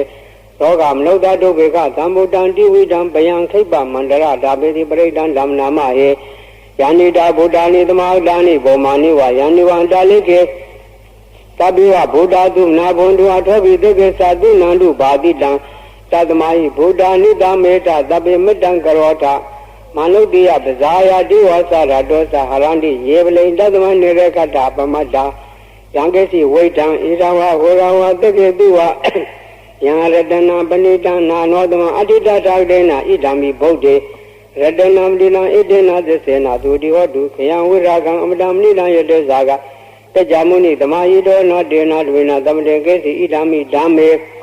ရတနာပဏိတံဣတေနသစ္စေနသူတိဟောတုယံဗုဒ္ဓတထောပရိဝဏယိသူစေသမာရိမာနန္တိကေညမဟုသမာယိနာဒေနာသမောနဝဇ္ဇတိဣဒံမိဓမ္မေရတနာပဏိတံဣတေနသစ္စေနသူတိဟောတုယေပုဂ္ဂလာထတတံပတ္တထသတ္တာရိဧတာရိယုဂာနိဟွန်တိတေတခိနေယသူတတ္တသာဝကဧတေတုဒိဏာနိမဗလာနိဣဒံဣတံငေရတနာပဏိတံဣတေနသစ္စေနသူတိဟောတုယေပယုတ်တာဧကမိနောဂေါဓမသာရဏမိတေပတ္တိပတ္တအမတံဝိက္ခသာတမုဒ္ဒနိဗ္ဗုတိဘုံသမဏဣဒံဣတံငေရတနာပဏိတံဣတေနသစ္စေနသူတိဟောတုယထိန်တကိလောပထာဝေတိတောတိယသရဝိဝါတိအတံဘကံပိယောတဒုမံသဝတိတံဝရာမိယောရိယသစ္စာနိအဝိဇ္ဇပတ္တိဣဒံဣတံငေရတနာပဏိတံဣတေနသစ္စေနသူတိဟောတုယေရိယသစ္စာနိဝိဘာဝယန္တိကံပိရပညေနသုဒေတိတာနိကိသာပိတေဟွန်တိဘုဒ္ဓံဗမတ္တနာဒေဘောဓမ္မမာရိယန္တိဣဒံဣတံငေရတနာပဏိတံဣတေနသစ္စေနသူတိဟောတုသာဝတဒါသနံသဗ္ဗရာယတရားသူဓမ္မစီဒါဘောတိတက္ကာယဒိဋ္ဌိဝေစီကိဉ္စီတင်္စာသီလပဒဝါဝိယတာတိကိဉ္စီသတုဟဘာယေဟိသဝိပ္ပမௌတ္တောသစ္စာယဌာနာနိအဘဘကာတုံဣဒံဣတံငေရတနာမနိယဣတေနသစ္စေနသူတိဟောတုကိစ္ဆာပိသောကာမံကရောတိပါပကံကာယေနဝါစာဥရစေတတဝအဘဘောသောတတပဋိစ္ဆာဒာယအဘဗတ္တဒိဋ္ဌပလတ္တဝုဒ္ဓဣဒံဣတံငေရတနာမနိယဣတေနသစ္စေနသူတိဟောတုဝနပကုံဘေယတဗုတိတေကေဂိမာနမဟာတေပထမသမိန်ဂိမေတထုမံဓမ္မဝရံအတေတိနိဗ္ဗာနဂာမိပရမဟိတာယဣဒံဗုဒ္ဓေရတနာပဏိဣတေနသစ္စေနသူတိဟောတုဝရောဝရေညုဝရတောဝရဟာရောအနုတ္တရောဓမ္မဝရံအတေတိဣဒံဗုဒ္ဓေရတနာပဏိဣတေနသစ္စေနသူတိဟောတုခေနပုရဏနဝနာတိသံဘောဝိရတစိတ်တာယတိကေဘောသမိန်တေခိနဘိဇာဝိရုံနိသန္တာနိဗ္ဗန္တိဒေရာယတိယမတိဝဣဒံတံငေရတနာပဏိဣဒနာသစ္စေနသူတိဟောတုယာနိတာဗုဒ္ဓာနိသမာဝတ္တာနိဘောမာနိဝါယာနိဝါအန္တာလိခေတတ္ထဝတ္တံဒေဝမနုဿပုစီတံဗုဒ္ဓနမသမသူတိဟောတုယာနိတာဗုဒ္ဓာနိသမာဝတ္တာနိဘောမာနိဝါယာနိဝါအန္တာလိခေတတ္ထဝတ္တံဒေဝမနုဿပုစီတံဓမ္မနမသမသူတိဟောတုသာနိတာဗုဒ္ဓာနိသမာဝတ္တာနိဘောမာနိဝါယာနိဝါအန္တာလိခေတတ္ထဝတ္တံဒေဝမနုဿပုစီတံသံဃာနမသမသူတိဟောတု ယတနိဘာဝတောရခဏိဝဓာတေတိဘိဒနံယာမိစေဝနုယောဇံတောရတ္တိနိဝမတန္တိတောဒုက္ခံဒုတိသုတ်တောသပါပံကေစီနပတ္တိဧဝမာတိကုဏုပေတံပရိတံဓမ္မနာမဟေကရဏီယမတကုသလေနယန္တသန္တံပဒံမိသမစ္ဆတကောဥဒုသသူဒုသသူဝတောသတ္တမုဒ္ဒနတိမာနိသန္တုတကောသသူဘရောသအပဂိတောသတံလူကဝုဒ္ဓိသန္တိန္ဒရိယောသနိဘကောသအပကဘောကုလေတောနာနုဂိတောနာဇာခုဒ္ဓမာတရေကိစီယေနဝေယုပရေဥပဝဒေယဒုက္ခိနောဝခေမိနောဟွန်တုသဗ္ဗတတ္တဘွန်တုဒုက္ခိတတ္တယေကိစီဘာနာဗုဒ္ဓတိတတဝထာဝရဝနောသေတာဒီဃဝါယေဝမန္တာမေသိမာရတကအနုကထူလာဒိဋ္ဌာဝါယေဝအဒိဋ္ဌာယေဝဒုရေဝတန္တိအဝိဒုရေဗုဒ္ဓဝသံဝေတိဝသဗ္ဗတတ္တဘွန်တုဒုက္ခိတတ္တနာပရောပလံနိဂုဘေတနာတိမညေတကတ္တသေနံကိစီဗျာရောဒနာပတိကပညာနိညာမညာတာဒုက္ခမိတ်စေယမာတာယတာနိယံပုဒ္ဒံမာယုတာဧကပုဒ္ဒံမနုရခေဧဝံပိသဗ္ဗဗုတေတုမာနတံဘာဝေအပရိမာဏမတေသာတဗ္ဗလောကသမိမာနတံဘာဝေအပရိမာဏဥဒ္ဓံဒောသတိရိယသအတံဘာရံအဝေရမတပတ္တံဒိဋ္ဌံစရံနိဒိနောဝတေယနောယာဝတတ္တဝိတမိတောဧတံတတိအဒိဋ္ဌေယပြမမေတံဝိဟာရမိရမာဟုဒိဋ္ဌိသာနိဘကမတိလာဝါဓသနေနာတံပံနောကာမေတုဝိနိယဂေရံနာယိဇာတောကဗတေယပုဏ္ဏရေတိဘုရင်တံဘောဓိတံမာရေနိဗ္ဗာန်ဝတ္တဇတိယံယတတိစေနာဓဝေကိမဟာတတံဝိဝေဇိထေရတပါရိပုဒ္ဓတလောကနာထေနဘာတိတံကပ္ပထာယေမဟာတေသံပရိတံဓမ္မနာမဟေအဋ္ဌိလောကေသီလဂုဏောသစ္ဆံသောစေယနုဒေယဒေနာသစ္စေနာဂာမိသစ္စာကိရိယာမနုတရံအဝေဇေတဝဓမ္မပလံတရိတဝပုဗ္ဗကေစီနေသစ္စာကလမောဇာယသစ္စာကိရိယာမကာသံတန္တိပက္ခအဘာရဏတန္တိပါရာအဝေစနာမာတာပိတာသနေကန္တာဇာတဝေရာပရိကမသာသစ္စေကတိမေရှံမဟာပစ္စလိတောတိခိဝေဇေတိတောလတကလိတံနိဥဒကံပတ္တဝယထာတိခိသစ္စေနမေတ္တမောနာတိဧတမေသစ္စာပါရမီဣတိပိတောဘဂဝါရဟံသမ္မာသမ္ဗုဒ္ဓောဝိဇာစရဏတံပံသောသူတော်လောကဝိတုအနုတ္တရောပုရိသဓမ္မသရတိတတ္တတိဝမနုဿာနံဗုဒ္ဓောဘဂဝါတိတခါတောဘဂဝါဓမ္မောတန္တိတိကောအဂလိကောသေတတိကောပန္နေကောပဇတံဝေတာဘောဝိညုဟိတိ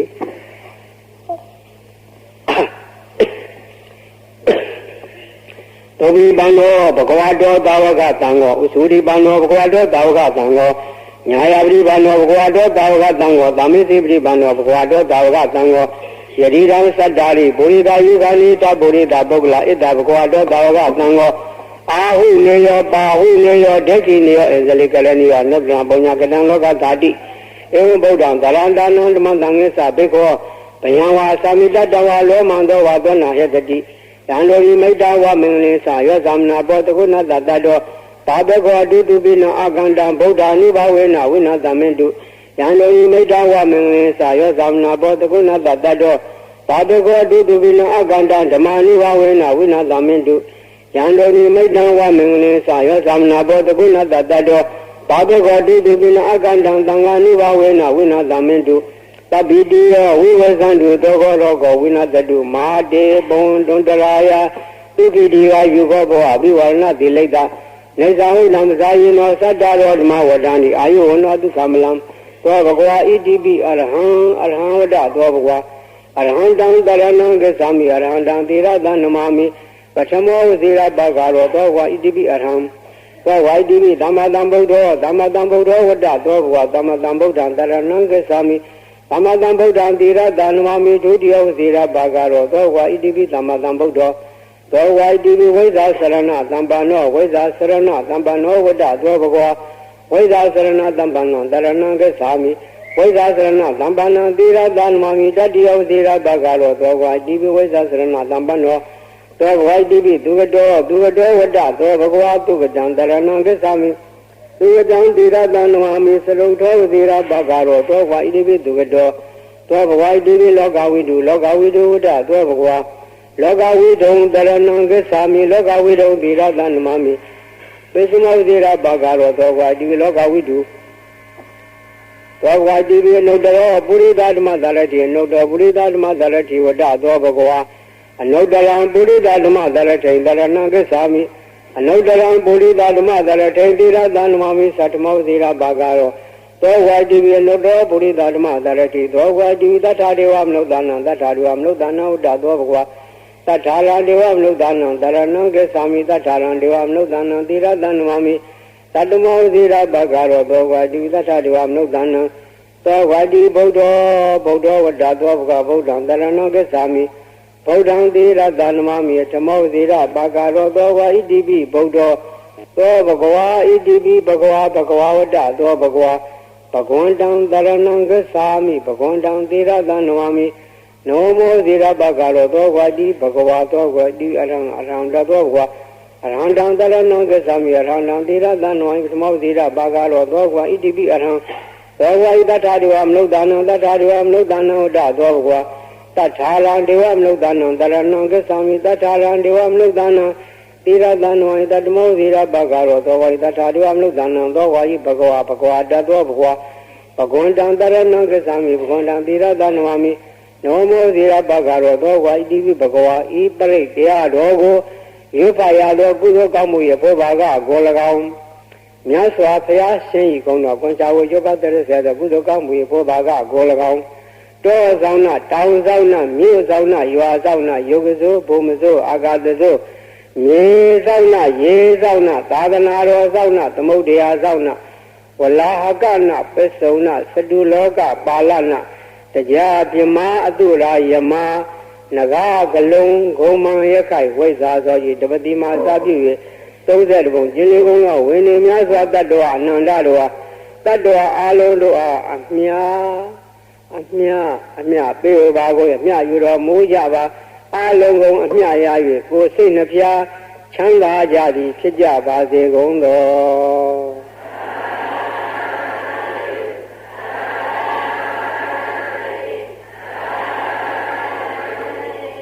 အလုံးပြိုင်သူအမြ3ချိန်ဝင်လိုက်ကြပါဦး